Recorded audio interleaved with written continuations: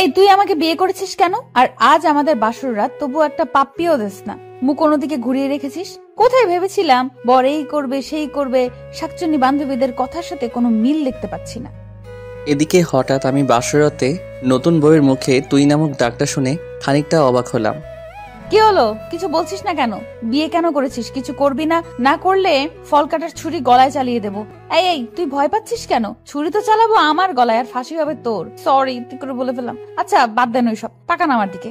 আমার বুকের বাম পাশটা একটা তিল আছে। বুকের বাম পাশে তিল থাকলে নাকি বড় অনেক রোমান্টিক হয়। ইচ্ছি বউয়ের মুখে এসব কথা শুনে আমি বিস্ময়ের দৃষ্টিতে তাকিয়ে বলতে লাগলাম, মানে কি বলছেন এইসব? এইসব কি বলতে হয়? চুপচাপ ঘুমান, নইলে নিচে শুতে হবে। বয়স 15 হবে কিনা সন্দেহ আছে। কথা বলে কি এক একটা। হায় আল্লাহ, কি বলেন আপনি? না আমার স্বামী, ভাবি বলেছে স্বামীর কাছে সব বলতে হয়। আচ্ছা আরো কোথায় কোথায় আছে বলবো কি? জানেন আমার না নাভির কাছে। আল্লাহ আমাকে বাঁচাও, মেয়েটা তো দেখছি আমায় পাগল বানিয়ে ছাড়বে। এই পিচ্চি, চুপ করবে তুমি?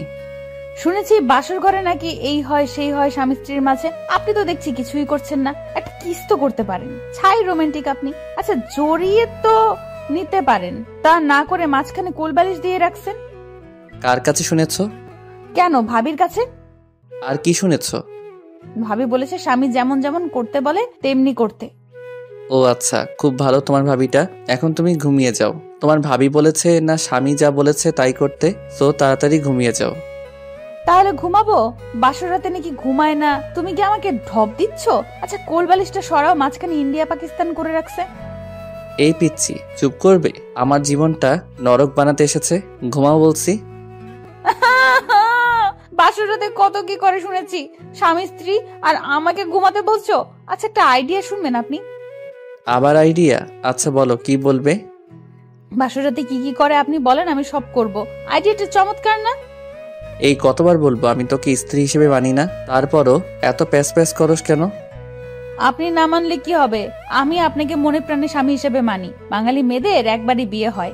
যখনই আল্লাহ তাআলার কালাম পড়ে 3 বার কবুল বলেছি, তখন থেকে আপনাকে স্বামী হিসেবে গ্রহণ করেছি। শুধু ইহকালে নয়, পরকালেও আপনাকে স্বামী হিসেবে আল্লাহর কাছে চাইবো। আচ্ছা এখন তুমি ঘুমাবে নাকি নিচে নামিয়ে দিব? যত সব, জীবনটাই শেষ করে দিয়েছে। বিয়ে নিয়ে কত স্বপ্ন ছিল আমার, ছিল বাসরাত নিয়ে কত পরিকল্পনা, কিন্তু কপালে যে বাচ্চা মেয়েটাকে বিয়ে করতে হবে তা কখনো জানতাম না। আচ্ছা একটা পাপ্পি দেই আপনাকে। এই বলে মেয়েটি আমার মুখের কাছে মুখ নিয়ে ঠোঁটের সাথে ঠোঁট মিলিয়ে দিল, আর সাথে সাথেই আমার চোখ জোড়া বন্ধ হয়ে গেল। পিচ্চির নাকের গরম শ্বাস জানান দিচ্ছে পিচ্চিটা কতটা কাছে চলে এসেছে আমার। তখন আমি ধাক্কা দিয়ে সরিয়ে ঠাস ঠাস করে চর বসিয়ে দিলাম। এই মেয়ে বাসরাতে শখ জাগছে, নাকে টিপ দিলে দুধ বের হয়ে আসবে, আর সে কিনা বাসরাত নিয়ে লাফালাফি। যত সব, হিটলারটা আমার জীবনটা এভাবে নষ্ট করে দিবে কখনো ভাবিনি। আপনি ভুল বলছেন। নাকে চাপ দিলে দুধ বের হয় না নাকি? টিপ দিলে বলবো পচা বের হয়, দুধ তো বের হয়। আল্লাহ কই রাখছো আমায়? এই ডেভিল মেয়ে, চুপ করবি? পিচ্ছি হয়ে এত কথা বলতে হয় না। সত্যি বললে ডেভিল হয়ে যায়, আর আমি পিচ্ছি না। আমার বয়স 14 বছর 3 মাস 17 দিন। নাক টানতে টানতে বলল মেয়েটা। তারপর আমি মনে মনে ভাবছি মেয়েটাকে মারা ঠিক হয়নি, কিন্তু কি করব, পিচ্ছি মেয়েটার জন্য হিটলারটা আমার ভবিষ্যৎটাই নষ্ট করে দিল। আচ্ছা আপনি ঘুমান। আর হাতে ব্যথা পেয়েছেন কি? কথাটা শুনে নিজের অজান্তেই খারাপ লাগলো।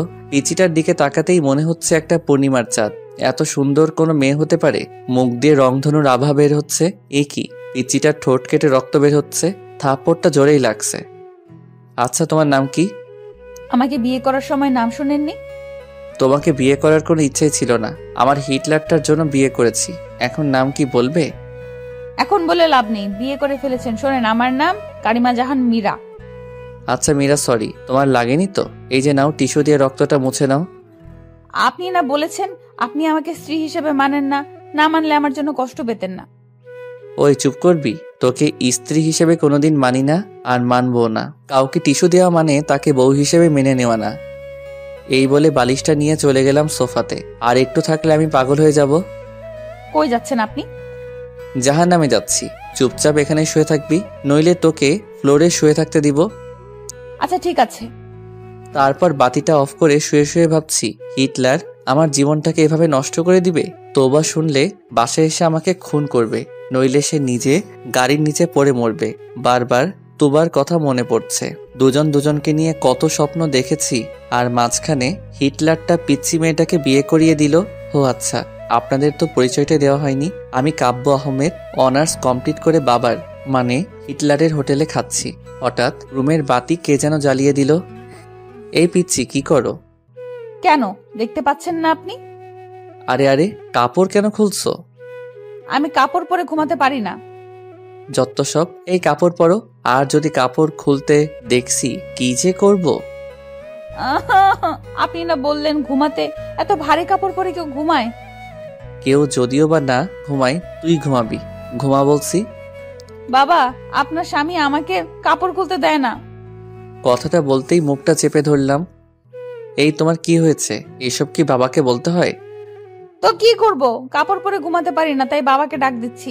বাবা বলেছে যদি কোনো সমস্যা হয় বাবাকে বলতে। আচ্ছা, তাহলে কাপড় খুলেই ঘুমাও। কথাটা বলতে দেরি হয়েছে, মেয়েটা কাপড় খুলতে দেরি হচ্ছে না। বুঝিয়ে সুজিয়ে কোনো রকম কাপড়টা গায়ে রাখতে বলে এসে ঘুমিয়ে পড়লাম। সকালবেলা নুসরাত দরজা ধাক্কাচ্ছে আর ভাবি ভাবি করছে। নুসরাতের ডাকে ঘুম ভাঙতে চেয়ে দেখি সকাল হয়ে গেছে, তাই তাড়াহুড়া করে বালিশটা নিয়ে বিছানায় রাখতেই দেখি মীরার কাপড় নিচে পড়ে আছে। আল্লাহ, এ কেমন বউ কপালে জুটালে, শাড়ি পরে ঘুমাতে পারে না। এই উঠো। ও, কি হয়েছে মা?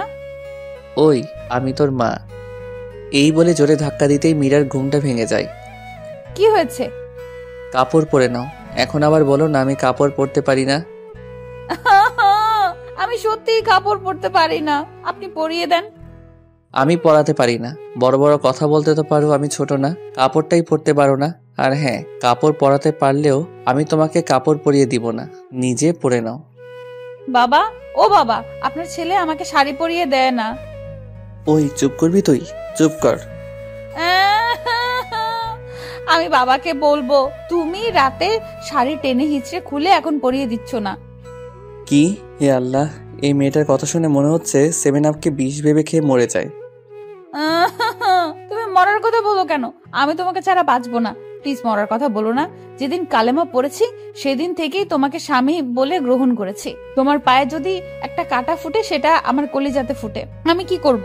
আমি শাড়ি পরতে পারি না। আচ্ছা, আমি পরতেছি, তাও তুমি এমন অলক্ষণে কথা মুখেও এনো না। কথাটা করুণ সুরে বলল মীরা। তখন আমি মেয়েটার দিকে তাকাতেই বুকটা কেমন করে উঠল। পিচিটার চোখে পানি চিকচিক করছে, তবু নিজেকে সামনে নিয়ে বললাম, আচ্ছা, মনে থাকে যেন, নিজে শাড়ি পরা শিখো। আচ্ছা, আমি পরতেছি। বলে পিচ্চি মেয়েটা শাড়ি পরছে। কিন্তু এ কি শাড়ি পরছে, নাকি শরীরে কাপড় পেঁচাচ্ছে? এটা দেখে আমি নিজের অজান্তেই হেসে ফেললাম। তখন মীরা বলে উঠল, আমি পরতে পারি না, এইভাবে হাসার কি হলো? কথাটা বলার সাথে সাথেই মীরা শাড়িটা খুলে গেল। তখন আমি অন্যদিকে তাকিয়ে বললাম, কি লজ্জা শরম কিছু মা বাবা শিক্ষা দেয়নি? কেন, আপনি কি কোরআন পড়তে জানেন না? পিচ্চি মেয়ের মুখে এমন কথা শুনে খানিকটা বিস্মিত হলাম। তারপর প্রশ্ন করলাম, কি বলছো এসব? শাড়ি পরার সাথে কোরআনের কি সম্পর্ক? কেন, আপনি কি জানেন না আল্লাহ তাআলা বলেছেন স্বামী স্ত্রী একে অপরের পোশাক স্বরূপ? আমি ছোট মানুষ, শাড়ি পরতে পারি না। কোথায় আপনি পরিয়ে দিবেন তা না করে অন্যদিকে ফিরে আছেন। আমার শরীরের প্রতিটা অঙ্গ বৈধভাবে দেখতে পারবেন আপনি। এখানে অন্যদিকে ফিরে তাকার কি আছে? দেন না আমাকে শাড়ি পরিয়ে। কাঁদো কাঁদো ভাব নিয়ে কথাটা বলল মীরা। পিচিটার কথা শুনে আমি পিচির দিকে তাকালাম। পিচিটা লজ্জায় লাল হয়ে গেছে, চোখ বুজে আছে। এবার আমি শাড়িটা খুলে সুন্দর করে কুচি দিয়ে পরিয়ে দিচ্ছি। মেয়েটা চোখ বন্ধ করে আছে। লজ্জায় পিচির সুন্দর মুখটা লাল টমেটো হয়ে গেছে। লজ্জা পেলে যে পিচিটাকে এত সুন্দর লাগে না, দেখলে হয়তো তা আমার অজানাই থেকে যেত। তারপর ফ্লোরে পড়ে থাকা শাড়িটা হাতে সম্পূর্ণ কুচি দেওয়ার পর নাভির কাছে গুজে দেওয়ার সময় কেমন যেন কেঁপে উঠল। পিচির নিঃশ্বাস ভারী হয়ে আসছে, ঠোঁট দুটি কাঁপছে। এদিকে আমি আর নিজেকে কন্ট্রোল করতে পারছি না। পিচির ঠোঁট দুইটা হঠাৎ আমার ঠোঁটের সাথে মিশে যাওয়ার আগেই আমার হাতটা ধরে ফেললো। কি হলো? প্লিজ আর না, আমি আর পারছি না, শরীরটা থরথর করে কাঁপছে। কেন, কি হয়েছে? শরীর খারাপ করলো নাকি? না। এই বলে শাড়ির কুচিটা হাতে নিয়ে নিজেই গুজে দিয়ে বলল, হাদারাম কিছুই বোঝে না, কোথায় হাত দিলে কি হয়। বলেই রুম থেকে বেরিয়ে গেল মীরা। পিচিটার কথা শুনে ফ্লোরে বসে পড়লাম আমি। তার কিছুক্ষণ পর রুম থেকে বের হতেই সবাই হা করে তাকিয়ে আছে আমার দিকে। আমি কি চিড়িয়াখানার বান্দর যেভাবে সবার তাকায় থাকা লাগবে? মনে মনে ভাবছি হিটলারটা আমার জীবনটা নষ্ট করে দিয়ে কিভাবে হা করে তাকিয়ে আছে দেখো। আমার কথা শুনে সবাই একসাথে হেসে দিল। পিচিটা মুখ ধরে হাসছে। ইচ্ছা করছে সব দাঁত ভেঙে দেই। কিভাবে হাসছে! সত্যি কি বিয়ে করে চিড়িয়াখানার বান্দর হয়ে গেলাম? এরপর সবাইকে উদ্দেশ্য করে বললাম, কি হলো, সবাই হাসছো কেন? বলবে তো? ভাইয়া, তুমি ঠিকমতো লিপস্টিক দিতে পারো না? ভাবি, তুমি ভাইয়াকে সুন্দর করে সাজিয়ে দিও। নুসরাত মীরাকে উদ্দেশ্য করে বলল, এদিকে সবকিছু যেন আমার মাথার উপর দিয়ে যাচ্ছে। আমি কিছুই বুঝে উঠতে পারছি না। সবাই হাসতেছে। আরে তোমরা সবাই কেন হাসছো তা তো একবার বলবে। বুঝতেছি না। ওই জান্নাত, ফাইজলামি না করে বল কি হয়েছে? আমি কি বিয়ে করে জোকার হয়ে গেলাম? আর তোরা যেভাবে হাসছিস মনে হচ্ছে আমি চিড়িয়াখানা থেকে বের হয়ে আসলাম। ভাইয়া, তোমার মুখে লিপস্টিক লেগে আছে, যাও ফ্রেশ হয়ে আসো। মানে? রাতে পিচিটা এমন কাজ করেছে, নিজের উপর নিজেরই রাগ হচ্ছে। পিচিটাকে দেখি মিটিমিটি হাসছে আর মনে মনে ভাবছে এখন কেমন লাগে। রাতে আমাকে ঠকানোর ফল। পিচিকে ঠকালে আল্লাহ বিচার করে। তারপর আমি দৌড়ে চলে গেলাম ওয়াশরুমে। ফ্রেশ হয়ে ব্রেকফাস্ট করে নিলাম। তারপর আবারও রুমে চলে আসলাম। আর এইভাবে দিন পার। সন্ধ্যাবেলায় ফোনটা ক্রিং ক্রিং করে বাজছে। আমি ফোন ধরতেই ওপাশ থেকে চাপা কান্নার আওয়াজ। ফোনের ওপাশ থেকে কোনো কথা আসছে না, শুধু চাপা কান্নার আওয়াজ ছাড়া। বুকের ভেতরটা হাহাকার করছে। কলিজাটা ক্ষত বিক্ষত হয়ে যাচ্ছে। কারণ ফোনের ওপাশে যে মানুষটি কান্না করতেছে সে আর কেউ নয়, আমার ভালোবাসার মানুষ সাথী। নিজের অজান্তেই চোখ থেকে টুপটাপ করে পানি পড়ছে। এভাবে প্রায় 5 মিনিট পর ওপাশ থেকে সাথী বলল, কি অপরাধ করেছিলাম? কেন করলে আমার সাথে এমন? আমি তো তোমার পায়ের নিচে এক টুকরো জায়গা চেয়েছিলাম, কিন্তু তুমি আমার কলিজাতে ছুরি চালিয়ে দিয়ে বিয়ে করে নিলে। আমাদের 3 বছরের রিলেশনশিপ কিভাবে ভুলবো? তাই সিদ্ধান্ত নিয়েছি সুইসাইড করব। যে জীবনে আমার ভালোবাসার মানুষকে পাবো না, সে জীবন রেখে কি করব? সাথীর মুখে সুইসাইডের কথা শুনে হঠাৎ আমি থমকে গেলাম। আমার মনে হচ্ছে কেউ যেন আমার বুক থেকে কলিজাটা বের করে নিচ্ছে। কি বলবো কিছু ভাবতে পারছি না। তখন সাথীকে বললাম কিভাবে আমার আর মীরার বিয়ে হয়েছে আর কেন আমি বিয়েটা করলাম। সাথীকে বললাম ওই মেয়েকে কাবিনের 6 লক্ষ টাকা দিয়ে আগামী 6 মাসের মাঝেই ডিভোর্স দিয়ে দিব বলে সাথীকে একটা পাপ্পি দিয়ে ফোনটা রেখে দিলাম। কিন্তু ফোন রেখে পিছন দিকে তাকাতেই দেখি পিচ্চিটা আমার পিছনে দাঁড়ানো। চোখ থেকে অশ্রু গাল গড়িয়ে পড়ছে। আমি ফিরে তাকাতেই দৌড়ে রুমে গিয়ে দরজা লক করে দিল। যাবার আগে বলে গেল সে এই জীবন রাখবে না। আমি যাওয়ার আগেই দরজা লক করে দিল পিচ্চিটা। খুব ভয় হচ্ছে এখন। তারপর আমি আস্তে আস্তে দরজার কাছে গিয়ে বললাম, প্লিজ আমার পিচ্চি বউ দরজা খুলো। আর অমন কথা বলবো না, খুব কষ্ট হচ্ছে, প্লিজ দরজাটা খুলো। কিন্তু পিচ্চিটা দরজা খুলছে না। তখন একবার মনে মনে ভাবলাম মা বাবাকে ডাক দেই, পিচ্চিটা যদি কিছু করে ফেলে। তারপর আমি যখনই মাকে ডাক দিব তখনই পিচ্চিটা দরজা খুলে বলল, কি বললা? আমি তোমার পিচ্চি বউ? তুমি কি করে ভাবলে আমি সুইসাইড করব? আর ওই শাকচুন্নিটা তোমার সাথে ঘর করবে? আমি তোমায় ছাড়ছি না। তবে আমি সব শ্বশুরকে বলে দিব। বলবো তুমি এক শাকচুন্নিকে বলছো যে তুমি তাকে বিয়ে করবে, আমাকে ডিভোর্স দিবে। আরে না না, তেমন কিছুই না, আমি তো মজা করছি। আমার বউটা কত কিউট। মিথ্যা গুছিয়ে বলতে হয়। আমাকে ডব দিচ্ছ, আমি বাবাকে ঠিকই বলে দিব। প্লিজ মীরা, বলো না। বলবো না, তবে একটা শর্ত আছে। কিসের শর্ত? আমাকে 5 মিনিট কিস করতে হবে। হোয়াট? কিস? না, লিপ কিস। সম্ভব না, প্লিজ পাগলামি করো না। কি করব? আমি না তোমার বউ? বাসরাতে কিছু করছো? না বিড়াল মারছো নাকি অন্য কিছু? একটা বিড়াল ধরে মারলে কি এমন ক্ষতি হতো? ভাবি তো বলে দিল ঠিক মতো বিড়াল মারতে, এখন আবার লিপ কিসও করতে চাচ্ছ না। আমি ছোট বলে ঠকাচ্ছ? আমি বাবাকে সব বলে দিব। বলবো যে তুমি, আচ্ছা এক্ষুনি বলছি, বাবা, ও বাবা। কথাটা বলার আগেই শত অনিচ্ছা থাকা সত্ত্বেও নিজেকে বাঁচাতে পিচ্চিটার ঠোঁটের সাথে ঠোঁট মিলিয়ে দিলাম। দেখলাম পিচ্চির চোখ জোড়া বন্ধ হয়ে আছে। পিচ্চিটা শক্ত করে জড়িয়ে ধরে আছে আমায়। আমি ছাড়াতে চেয়েও ছাড়াতে পারছি না। তখন হঠাৎ দরজার বাইরে থেকে জান্নাত ডাকছে। জান্নাত। দরজা ধাক্কা মেরে খোলার সাথে সাথেই আমি মীরাকে নিজের কাছ থেকে ছাড়িয়ে নিলাম। তারপর জান্নাত এসে বলল যে বাবা আমাকে আজ অফিস যেতে বলছে। তারপর জান্নাতকে আমি বললাম বাবাকে বলো আমি অফিস যাচ্ছি। তারপর রেডি হয়ে বাসা থেকে বের হয়েই স্বস্তির নিঃশ্বাস নিলাম। পিচিটার হাত থেকে বাঁচলাম। তখন গাড়িতে থাকা অবস্থায় একটা মেসেজ আসলো। মেসেজে লেখা ইমোতে আসো। ইমোতে গিয়ে দেখি সাথী হাত কেটে পিক দিয়েছি। সাথে সাথেই ফোন দিলাম। কতক্ষণ রিং হওয়ার পর ফোন ধরলো সাথী। এই পাগলি, এমনটা কেউ করে? আমি কাকে নিয়ে বাঁচবো? আমি যে তোমাকে ছাড়া বাঁচবো না। কি করব? তোমার বউ হয়ে তোমার বাড়িতে আমার যাওয়ার কথা ছিল। নিজের ভালোবাসার মানুষ অন্যের বুকে, যাকে নিজের থেকে বেশি ভালোবাসলাম, আসে আমার না। কেন যে আল্লাহ তাআলা আমাকে এসব দেখার জন্য বাঁচিয়ে রেখেছে। আমি সত্যি বাঁচতে চাই না কাব্য।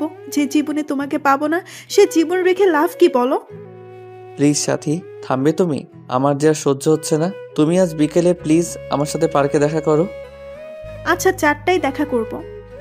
এদিকে অফিস শেষ করে 4টায় পার্কের দিকে রওনা দিলাম। পার্কে গিয়ে দেখি সাথী নীল শাড়ি পরে বসে আছে। তারপর আমিও সাথীর পাশে গিয়ে বসলাম। বাতাসে সাথীর চুল থেকে মাতাল হাওয়া আসছে। আমার বসা দেখে সাথী আমার দিকে চেয়েই কেঁদে দিল। সাথীর চোখ থেকে টুপটুপ করে পানি পড়ছে। মনে হচ্ছে আমার হৃৎপিণ্ডে রক্তক্ষরণ হচ্ছে। সাথীর কাজল কালো চোখ জোড়া চোখের পানিতে লেপ্টে যাচ্ছে। চোখগুলি ফুলে গিয়েছে। হাতের দিকে তাকাতেই কলিজাটা কেঁপে উঠল। সাথী হাতে ব্যান্ডেজ। বুঝতে বাকি রইল না যে এটা সাথীর পাগলামি। চোখ দিয়ে অনবরত পানি আসছে। কিভাবে ভুলবো 3 বছরের ভালোবাসা? এই তুমি কাঁদছো কেন? তুমি না আমার প্রাণ। আর কত কষ্ট দিবে জানো? যখন শুনেছি তোমার বিয়ে হয়ে গেছে, মনে হয়েছে প্রাণটা কেউ বের করে নিচ্ছে। কত স্বপ্ন দেখেছিলাম তোমাকে নিয়ে, সব আর শেষ। আমায় একটু বুকে নিবে? কাঁদতে কাঁদতে কথাটা বলল সাথী। সাথীর বলতে দেরি হয়েছে, পাগলামিটাকে শক্ত করে জড়িয়ে নিতে দেরি হয়নি। বুকটা কেমন যেন ভিজা ভিজা লাগছে পাগলিটার চোখের পানিতে। গায়ের শার্টটা ভিজে যাচ্ছে। পাগলিটা এমনভাবে জড়িয়ে ধরে আছে, মনে হচ্ছে ছোট্ট বাচ্চা ভয় পেলে যেভাবে আঁকড়ে ধরে থাকে সেইভাবে জড়িয়ে আছে আমায়। এভাবে কিছুক্ষণ জড়িয়ে ধরে থাকার পর বললাম, কি হলো? আর কতক্ষণ জড়িয়ে ধরে থাকবে আমায়? সবাই ফেল করে তাকিয়ে আছে আমাদের দিকে। কি করব? তোমার বুকটাকেই যে আমার ঠাই। জানো কাব্য, প্রতি রাতে স্বপ্ন দেখতাম তোমায় নিয়ে, কতটা ভালোবাসতাম তোমায়। কিন্তু আজ তুমি অনেক কাছে থেকে অনেক দূরে। কাব্য, আমার কপালে একটা চুমু দিবে? খুব কাছে পেতে ইচ্ছে করছে তোমায়, দাও না প্লিজ। তারপর আমি পাগলিটাকে আবারও বুকে টেনে নিয়ে কপালে আলতো করে ভালোবাসার স্পর্শ এঁকে দিলাম। আচ্ছা কাব্য, তুমি না বলেছো ওই মেয়েকে ডিভোর্স দিবে? হ্যাঁ। তাহলে আমার মাথা শুয়ে কসম করো ওকে ডিভোর্স দিবে। যদি ডিভোর্স না দাও তাহলে আমার মরা মুখ দেখবে। হঠাৎ সাথীর কথাটা যেন আমার কলিজাতে গিয়ে বিঁধল। নিজের অজান্তেই সাথীর মাথায় হাত রেখে ওয়াদা করলাম মীরাকে ডিভোর্স দিব। কথাটা বলার সময় পিচ্চির মুখটা বারবার চোখের সামনে ভেসে উঠছিল। এদিকে সাথীকে ওর বাসায় পৌঁছে দিয়ে ফোনটা বের করে দেখি 73টা মিসড কল। ফোন সাইলেন্ট ছিল, তাই বুঝতে পারিনি। তারপর সন্ধ্যায় বাসায় এসে দেখি মীরা কোথাও নেই। তখন মা বলল ফ্রেশ হয়ে আসতে। তারপর আমি ফ্রেশ হওয়ার জন্য যখনই বাথরুমের দরজা ধাক্কা দিয়েছি তখনই এক চিৎকার। ওমাগো ভূত! মীরার চিৎকারে আমি মীরার দিকে তাকাতেই দেখি পিচ্চিটা শাওয়ার নিচ্ছে, শরীরে কাপড় নেই। এক দৌড়ে বাথরুম থেকে বের হয়ে সোজা রুমে গিয়ে বসে আছি। কিছুক্ষণ পর দেখি পিচ্চিটা ভেজা চুলে আয়নার সামনে গিয়ে বসলো। শাড়িটা কোনো রকম শরীরে পেঁচিয়েছে। আমার শরীরটা রাগে ফাটতেছে। বাথরুমের ঘটনার কথা মনে করে তাই গিয়ে জিজ্ঞেস করলাম, ওই পিচ্চি মেয়ে, বাথরুমে শাওয়ার নিলে দরজা লক করে নিতে হয় না? নিতে হয় তো। আমি তো জান্নাতকে বলেই দিয়েছি আমি দরজা বন্ধ করে শাওয়ার নিতে পারি না, ভয় হয় আমার। আর ওকে পাহারা দিতে বলেছি যেন কেউ না আসে। তখন আমি মনে মনে বলছি, এই জন্যই তো ডেভিল বোনটা ওয়াশরুমে যেতেই দেখে মুচকি মুচকি হাসলো। এদিকে পিচিটার দিকে চেয়ে দেখি পিচিটা চোখে কাজল দিতে গিয়ে চোখের নিচে লেপ্টে ফেলেছে।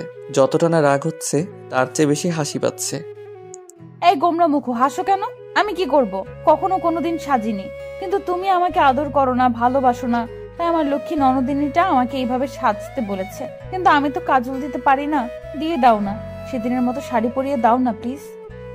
পিচিটার কথা শুনে আমার খুব রাগ হচ্ছে। বাবা যে কি দেখে পিচিটাকে আমার ঘাড়ে চাপিয়েছে। এই পিচ্ছি, আরেকবার শাড়ি এবং কাজল দিয়ে দেওয়ার কথা বললে ঘর থেকে বের করে দিব। পিচ্ছিটা কথাটা শুনে সাথে সাথে কান্না করে দিল আর হেসকি দিতে দিতে বলল, আমাকে তাড়িয়ে দিও না। তুমি তাড়িয়ে দিলে আমি কোথায় যাব? আমার যে কেউ নেই তুমি ছাড়া। তখন আমি কোনো জবাব না দিয়ে রুম থেকে বের হয়ে গেলাম। মা খাবার বেড়ে দিলে যখনই খাবার মুখে দিব তখনই বলল, কাব্য বাবা, মীরা মাটা খায়নি। মীরা বলছিল তুই আসলে খাবে।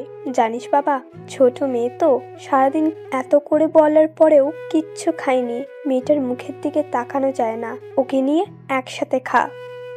মার কথা শুনে নিজের অজান্তেই মনটা খারাপ হয়ে গেল পিচ্চি মেয়ের পাগলামি দেখে। আচ্ছা মা, তুমি বসো, আমি মীরাকে নিয়ে আসছি। এই বলে রুমে গিয়ে দেখি পিচ্চিটা ড্রেসিং টেবিলের সামনে বসে এখনো কাঁদছে। এই মীরা, তুমি খাওনি কেন? স্বামীকে ছাড়া কোন স্ত্রী খায়? আচ্ছা চলো একসাথে খাবো। আর হ্যাঁ, আজকের পর খাবার সময় হলে খেয়ে নিবে, আমার জন্য অপেক্ষা করতে হবে না। না, আমি খাবো না। তুমি একটা পচা, আমাকে আদর করো না। খেতে পারি, তার আগে আমার চোখে কাজল দিয়ে দিবে, কালকের মতো শাড়ি পরিয়ে দিবে।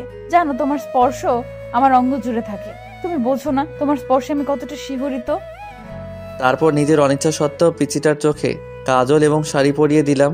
রাতে একসাথে খেয়ে একটা বালিশ আর চাদর নিয়ে আমি ফ্লোরে শুয়ে পড়লাম, পিচিটাকে খাটে শুতে দিয়ে।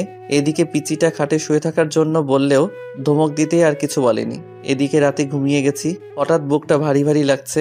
চোখ খুলতেই ভূত দেখার মতো ভয় পেলাম, কারণ মীরা আমার বুকে শুয়ে আছে। চাঁদের আলো জানালার কাজ ভেদ করে পিচিটার মুখে এসে পড়ছে। এত মায়াবতী লাগে, কোনো মেয়েকে চাঁদের আলোয় না দেখলে হয়তো আমার অজানাই থেকে যেত। তখন হঠাৎ সাথীর কথা মনে হতেই পিচিটাকে বুক থেকে সরিয়ে দেওয়ার জন্য ধাক্কা দিতেই আরো শক্ত করে জড়িয়ে ধরল। এই কি করছো, ওঠো বলছি। কিন্তু মীরা ঘুমের মাঝেও চোখ খুলতে খুলতে বলল, আমার স্বামীকে জড়িয়ে ধরে আছি, এতে খারাপের কি? আমার অধিকার আমি আদায় করে নিব। তখন আমি মীরাকে বুক থেকে ছাড়িয়ে কষে একটা থাপ্পড় দিয়ে বলতে লাগলাম, তোকে বলেছি না আমাকে স্বামী না ভাবতে, কেন জড়িয়ে ধরে থাকিস? আমি বলছি না তোকে ডিভোর্স দিয়ে দিব? কথাটা বলতে খাটে চলে গেল মীরা। আমি আবার গভীর ঘুমে হারিয়ে গেলাম। এদিকে ঘড়ির কাঁটা 1টা বাজতেই মীরা ঘুম থেকে ওঠে, সুন্দরভাবে অজু করে 2 রাকাত নামাজ শেষ করে মোনাজাত ধরে বলতে লাগলো, হে পরওয়ারদিগার, আমার আল্লাহ, তুমি তো সর্বশক্তিমান। তোমার হুকুম ছাড়া গাছের একটা পাতাও নড়ে না। তুমি ছাড়া তো আমার কষ্ট বোঝার মতো কেউ নেই। এই মধ্যরাতে পৃথিবীর সবাই যখন গভীর ঘুমে, তখন তোমার অভাগী বান্দিটা তোমার দরবারে 2টি হাত তুলে ধরেছে। তুমি কি দেখো না আল্লাহ, আমি আমার স্বামীকে কতটা ভালোবাসি? আমার বুক থেকে আমার স্বামীকে তুমি কেড়ে নিও না। তোমার পবিত্র কালেমা পড়ে বিবাহ নামক পবিত্র বন্ধনে আবদ্ধ হয়েছি, এই বাঁধন ছিন্ন করো না। বাঁচবো না আল্লাহ। ও আল্লাহ, আমার স্বামীর পায়ের নিচের জায়গাটুকু আমাকে ভিক্ষা দাও। কথাটা বলে ফুপিয়ে ফুপিয়ে কাঁদতে লাগলো মীরা। পরের দিন সকালে মায়ের ডাকে ঘুম ভাঙলো। বাবা আজকে অফিসে যেতে না বলে মীরাকে কলেজে ভর্তি করিয়ে দিতে বলল। আমি বাবার কথাই না করতে পারি না, তাই অনিচ্ছা থাকা সত্ত্বেও ডিস্টার্বকে নিয়ে বাইকে করে রওনা দিলাম। তারপর কলেজের গেটে বাইক দাঁড় করানোর সাথে সাথেই যা দেখলাম তা দেখার জন্য আমি একেবারেই প্রস্তুত ছিলাম না। কিন্তু এখন আমি কি করব ভেবে পাচ্ছি না কিছু। সাথী কেমন করে যেন তাকিয়ে আছে আমার দিকে, মনে হচ্ছে এখনই বৃষ্টি নামবে। তারপরেও আমি সাথীকে না দেখার ভান করে মীরাকে নিয়ে কলেজের ভিতরে ঢুকে পড়লাম এবং মীরাকে কলেজে ভর্তি করে দিয়ে যখনই কলেজ গেট পার হয়েছি, তখনই দেখি কলেজের পাশে রেল লাইনে একটা মেয়ে দাঁড়িয়ে আছে, আর মিনিট 10 পর ট্রেন আসবে। বুঝতেছি না কি করব। বাইক নিয়ে একটু কাছে যেতেই বুকটা কেঁপে উঠল, কারণ এ আর কেউ না, সাথী। রেল লাইনের মাঝখানে দাঁড়িয়ে আছে, ট্রেন আসা শব্দ হচ্ছে। মিনিট 5 মাঝে ট্রেন আসবে। এদিকে আমি সাথীকে ডাকছি, সাথী চোখ বন্ধ করে আছে। আমার বাইক রেল লাইনের সাইডে পাথরের সাথে ধাক্কা লেগে হঠাৎ নিয়ন্ত্রণ হারিয়ে পড়ে যায়, আর বাইক পড়ে আমার গায়ের উপর। আমি খুব করে চেষ্টা করছি আমার উপর থেকে বাইক সরাতে, কিন্তু পারছি না। এদিকে দেখা যাচ্ছে ট্রেন প্রায় কাছে এসে পড়েছে। বুকের হার্টবিট বেড়ে যাচ্ছে। সাথীকে গলা চেঁচিয়ে ডাকছি, তারপরও সাথী শুনছে না। না, এই দৃশ্য আমি সহ্য করতে পারবো না। মনে মনে আল্লাহ তাআলার কাছে সাহায্য চাচ্ছি।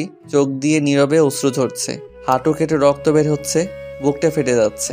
পাগলের মতো আল্লাহকে ডাকছি আর বাইক সরাতে চেষ্টা করছি। মনে মনে বলছি, হে আল্লাহ, আমাকে শক্তি দাও বাইক সরানোর। আমার হৃদয়টা রেল লাইনের মাঝে, হে পরম করুণাময়, রহম করো তোমার বান্দাকে বলেই বাইক সরানোর জন্য চেষ্টা করছি। তারপর আল্লাহর নাম নিয়ে বাইকে জোরে একটা ধাক্কা দিতেই বাইকটা সরে যায় আমার উপর থেকে। এদিকে ট্রেন প্রায় সাথীর কাছে এসে পড়েছে। আমি তখন দৌড়ে গিয়ে সাথীকে রাস্তা থেকে সরিয়ে তাড়াতাড়ি করে বুকে জড়িয়ে নিলাম। সাথী কাঁদছে। এদিকে এখন আমার হাঁটু থেকে রক্ত বের হচ্ছে। সাথী কান্না করে করে আমার শার্ট ভিজিয়ে দিচ্ছে।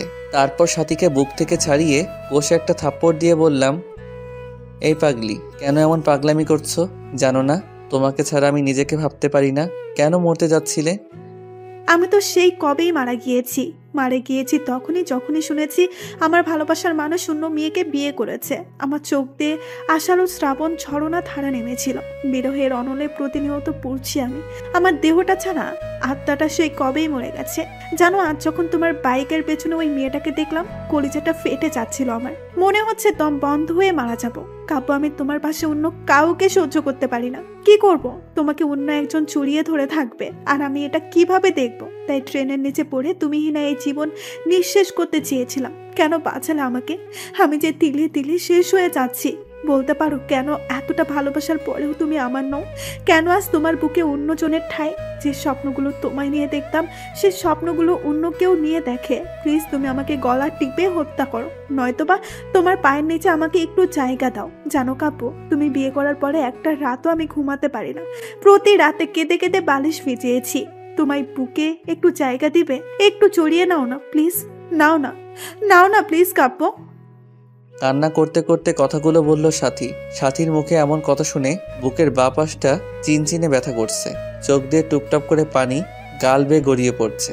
কিছু ভাবতে পারছি না। খুব ইচ্ছে করছে সাথীকে জড়িয়ে ধরে বলি, সাথী খুব ভালোবাসি তোমায়, নিজের থেকেও বেশি। মনে হচ্ছে কথাটা বললে বুকের ব্যথাটা কমবে। তাই সাথীকে হ্যাঁচকা টান দিয়ে শক্ত করে বুকে জড়িয়ে নিলাম। কপালে একটা চুমু দিয়ে বললাম, বড্ড ভালোবাসি, খুব বেশি ভালোবাসি তোমায়, হয়তো নিজের জীবনের চেয়ে বেশি। পাগলিটা কেঁদে কেঁদে শার্ট ভিজিয়ে ফেলেছে। পাগলিটা আর শক্ত করে জড়িয়ে আছে আমায়। এদিকে সাথীকে বললাম, খুব শীঘ্রই আমরা বিয়ে করছি, মীরাকে খুব তাড়াতাড়ি ডিভোর্স দিচ্ছি। সাথী ডিভোর্সের কথা শুনে আবারও আমাকে শক্ত করে জড়িয়ে ধরে কপালে চুমু দিয়ে চলে গেল। এদিকে ফোনের দিকে তাকিয়ে দেখি 2টা বেজে গেছে। তার মানে 30 মিনিট আগে কলেজ ছুটি হয়ে গেছে। তারপর তাড়াতাড়ি বাইক স্টার্ট দিয়ে কলেজের সামনে যেতেই অবাক হয়ে গেলাম, অনেকগুলো মেয়ে জমা হয়ে আছে। কাছে গিয়ে দেখি মীরা ছোট বাচ্চার মতো কাঁদছে, আর কয়েকটা মেয়ে বোঝাচ্ছে। আমি কাছে যেতেই মীরা দৌড়ে এসে জড়িয়ে ধরে কাঁদতে কাঁদতে বলল, আমি আর কলেজে আসবো না, তুমি আমায় ভালোবাসো না। কখন কলেজ ছুটি হয়েছে? ছেলেটা কিরকম ভাবে আমার দিকে তাকায়, আমার ভয় লাগে না? সবাইকে বলে দিছি আমার দিকে তাকালে চোখ তুলে ফেলবে আমার বর। ঠিক বলেছি তো? এদিকে মীরার কথা শুনে সবাই হাসছে মুখ ধরে। পাশ থেকে একটা মেয়ে বলে ফেললো, ভাইয়া, পৃথিবীতে খুব কম ছেলে আপনার স্ত্রীর মতো বউ পায়। একটা মেয়ে যে স্বামীকে এত ভালোবাসতে পারে। সারাটা দিন ক্লাসের মাঝে আপনার কথাই বলেছে। আপনি নিতে আসতে দেরি করছেন বলে ছোট ছোট বাচ্চা মেয়ের মতো কাঁদছে, হাসিও পাচ্ছে আবার কান্নাও আসছে। এখনকার যুগে এমন মেয়েও পাওয়া যায়? তারপর আমি সবার কাছ থেকে মীরাকে নিয়ে বাইকে উঠাতেই মীরা শক্ত করে জড়িয়ে ধরলো। মনে হচ্ছে খুব ভয় পাচ্ছে। তারপর মীরাকে নিয়ে বাসায় আসার পর মাকে কান্না করে করে সব বলল। এদিকে রাগে আমার শরীরটা ঘ্যান ঘ্যান করছে। তারপর দুপুরে খেয়ে বন্ধুদের সাথে আড্ডা দিতে চলে গেলাম। আড্ডা দেওয়া শেষ করে রাত 9টার সময় ফোন বের করে দেখি বাবা 5বার ফোন দিয়েছে। অন্যদিকে মীরার নাম্বার থেকে 100+ ফোন এসেছে। তখন তাড়াহুড়ো করে বাসায় গিয়ে দেখি বাবা দরজায় দাঁড়িয়ে আছে। বাবার সামনে যেতেই বাবা বলল, ঘরে নতুন বউ রেখে বাইরে কোন ছেলে থাকে? আর যদি এমন হয় আমার বাড়ি থেকে বের হয়ে যাবি। তখন আমি কিছু না বলে রুমে গিয়ে শুয়ে পড়লাম। কিছুক্ষণ পর দেখি মীরা আমাকে ডাকছে। এই ডাকতেছো কেন, কি হয়েছে? তুমি খাবে না? বাবা খুব বকা দিয়েছে তাই না? এই নাও, হা করো, আমি খাইয়ে দেই। মীরা কথাটা বলে মুখের কাছে খাবার তুলে দিতেই একটা থাপ্পড় বসিয়ে দিলাম। সাথে সাথে খাবারের প্লেটটা ফোড়ে ফেলে দিলাম। তারপর বললাম, এই তুই কি চাস? আমার জীবনটা তো নরক বানিয়ে দিয়েছিস। আমার বুক থেকে আমার ভালোবাসার মানুষটাকে সরিয়েছিস। এখন আমার বাবার কাছ থেকে আমাকে দূরে সরিয়ে আমার সমস্ত সম্পদ তোর করার প্ল্যান করছিস। আমি তোকে এই মাসে ডিভোর্স দিব। একদমই কথাটা বলে নিলাম। তাকে দেখলাম মীরার ঠোঁট কেটে রক্ত বের হচ্ছে। জানো, তোমার সাথে খাবো বলে আমি এখনো খাইনি। ক্ষমা করে দিও প্লিজ। এতিম তো, এতিমখানায় বড় হয়েছি আমি, তাই বাবা মার আদর পাইনি। তোমার বাবা মাকে নিজের বাবা মা করে নিয়েছিলাম, শুধু ভালোবাসা চেয়েছিলাম আর কিচ্ছু না। এতিম হয়ে জন্ম নিলেও সম্পদের প্রতি কোনো মোহ নেই আমার। আমি মীরার দিকে চেয়ে দেখি মীরা কাঁদছে, চোখগুলি লাল হয়ে গেছে। ন্যাকা কান্না দেখে শরীরটা রাগে ফেটে যাচ্ছে।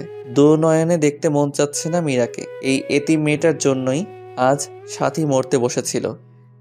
এই তুই এখানে কাঁদবি না প্লিজ। তোর অলক্ষণে চেহারা নিয়ে আমার চোখের সামনে থেকে দূর হয়ে যা প্লিজ। কথাটা বলে শুয়ে পড়লাম। এদিকে মীরা সুন্দর করে উজু করে শ্বশুরের দেওয়া কুরআনটা পড়ে নামাজে দাঁড়িয়ে গেল। নামাজ শেষ করলো কেঁদে কেঁদে।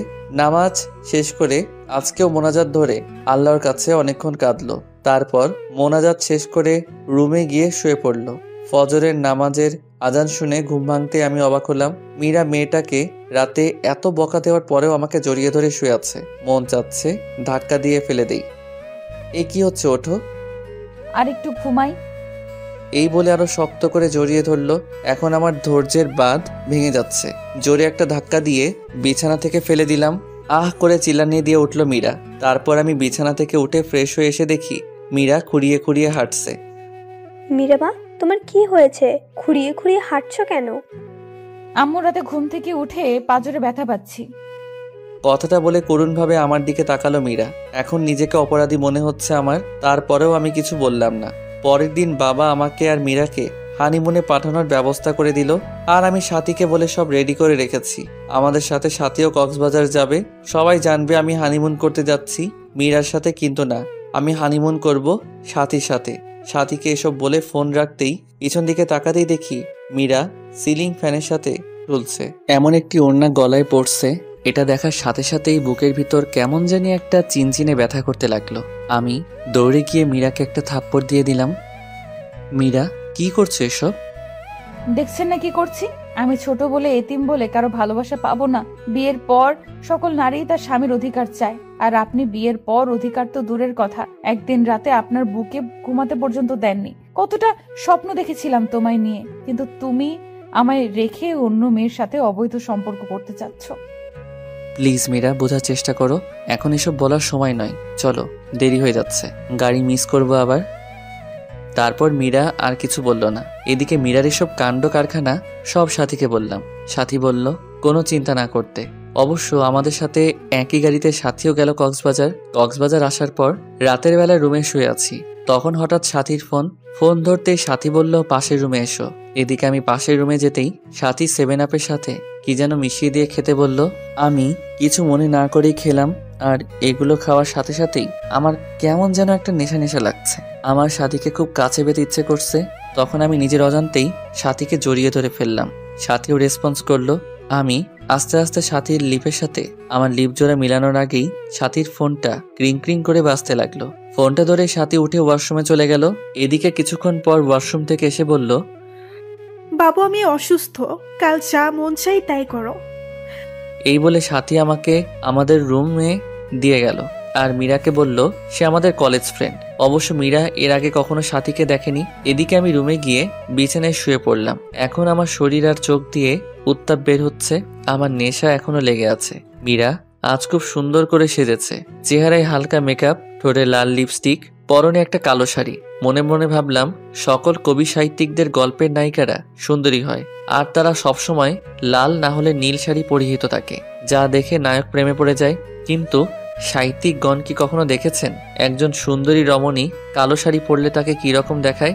আজ কি অপরূপটাই লাগছে মীরাকে, চোখে কাজল দেয়াতে আরো মায়াবী লাগছে। তারপর মীরা এসে খাটে বসতেই আমি মীরাকে একটা হ্যাঁচকা টান দিয়ে বুকে জড়িয়ে নিলাম। এই ঘটনায় আকস্মিক ব্যবহারে মীরা কিছুটা বিব্রত হলো। তারপর বলল, আপনাকে একটা কথা বলবো। বলো, কি বলবে? আপনার কাছে একটা জিনিস চাইবো, দিবেন না আমাকে? আচ্ছা বলো, দেয়ার মতো হলে দিব। টাকা লাগবে কি? না, আমার টাকা চাই না, আমার তো তোমাকে চাই। কি বললে? না কিছু না। শোনো, তুমি কি আমাকে একটা কিউট মেয়ের মা বানাবে, যার নাম হবে তোমার পছন্দের নাম রাইসা? লজ্জাভরা মুখে কথাটা বলে মাথা নিচু করে ফেললো মীরা। ইস, বাবুর মা হবার কথা বলে কিরকম লজ্জা পেয়েছে। লজ্জা পাবোই তো। তারপর আমি মীরার কানের কাছে মুখটা নিয়ে বললাম, তাহলে কাছে আসো, তোমাকে রাইসার মা বানাচ্ছি। দুষ্টুমির ছলে কথাটা বললাম। মীরা তখন ছোট বাচ্চার মতো আমার বুকে মুখ লুকালো। আমি মীরার কপালে আলতো একটা চুমো দিয়ে আরো শক্ত করে জড়িয়ে ধরলাম। পিচিটা তার ঠোঁট জোড়া আমার ঠোঁটের সাথে মিলিয়ে দিল। এরপর স্বামী স্ত্রী নারী পুরুষের সবচেয়ে ঘনিষ্ঠ কিছু মুহূর্ত পার করলাম। তারপর মীরাকে বুকে জড়িয়ে শুয়ে পড়লাম। সকালে ঘুম থেকে উঠে দেখি মীরার কাপড় চোপড়ের কিছু ঠিক নেই। আমার শরীরের বিভিন্ন জায়গায় লিপস্টিকের দাগ। পিচিটা এখনো আমাকে শক্ত করে জড়িয়ে ধরে আছে। তখন আমার রাতের কথা মনে হতেই লাফ দিয়ে উঠলাম। এই কি করলাম আমি তো মীরাকে ডিভোর্স দিব, তবে কেনই বা তার সতীত্ব হরণ করলাম? মাথা কাজ করছে না আমার। মীরাকে আজ খুশি খুশি লাগছে। বিয়ের পর কখনো এতটা খুশি দেখিনি ওকে। আমি সকাল সকাল ফোন দিয়ে সাথীকে সবকিছু বললাম। সাথী আমার কথা শুনে তেলে বেগুনে ফুলে উঠল। সাথীকে বললাম, সবকিছু তোমার জন্যই হয়েছে। তুমি যদি গত রাতে সে মেডিসিন না খাওয়াতে, তাহলে এমনটি হতো না। আচ্ছা বাদ দাও, কোনো চিন্তা করো না, কাল তোমাকে একটা পিল দিব, সেটা খাইয়ে দিও, তাহলে আর কোনো চিন্তা করতে হবে না। সাথীর কথা শুনে আমি বেশ অবাক হলাম, কিন্তু আমি সাথীকে ভালোবাসি, কথাও দিয়েছি সাথীকেই বিয়ে করব, তাই আর কোনো কিছু চিন্তা না করে রাজি হয়ে গেলাম। পরের দিন রাতে একটা পিল নিয়ে মীরাকে বললাম, মীরা এটা খেয়ে নাও তো পিলটা। কিসের পিল এটা? আমি তো সুস্থ, আপনি কিসের পিল খেতে বলছেন আমাকে? মীরা তোমাকে মিথ্যা বলে লাভ নেই, আমাকে ক্ষমা করে দিও। গতকাল রাতে তোমার সাথে যা যা হয়েছে তা নিছক একটি দুর্ঘটনা মাত্র। হ্যাঁ, আমি জানি গতকাল তুমি যা হারিয়েছ তা পৃথিবীর বিনিময়ে ফিরিয়ে দিতে পারবো না। আমি ডিভোর্স পেপার রেডি করে রেখেছি, তাই আমি চাই না আমার সন্তান তুমি গর্ভে ধারণ করো। চিন্তা করো না, ডিভোর্সের সাথে তোমাকে কাবিনের 20 লাখ টাকার একটা চেক দিয়ে দিছি, সময় করে ব্যাংক থেকে তুলে নেবে। আমার কথাটা শোনার সাথে সাথেই মীরা আমার দুপা ঝাপটে ধরে বলতে লাগলো, প্লিজ আপনি আমার গর্ভের সন্তান নষ্ট করতে বলবেন না।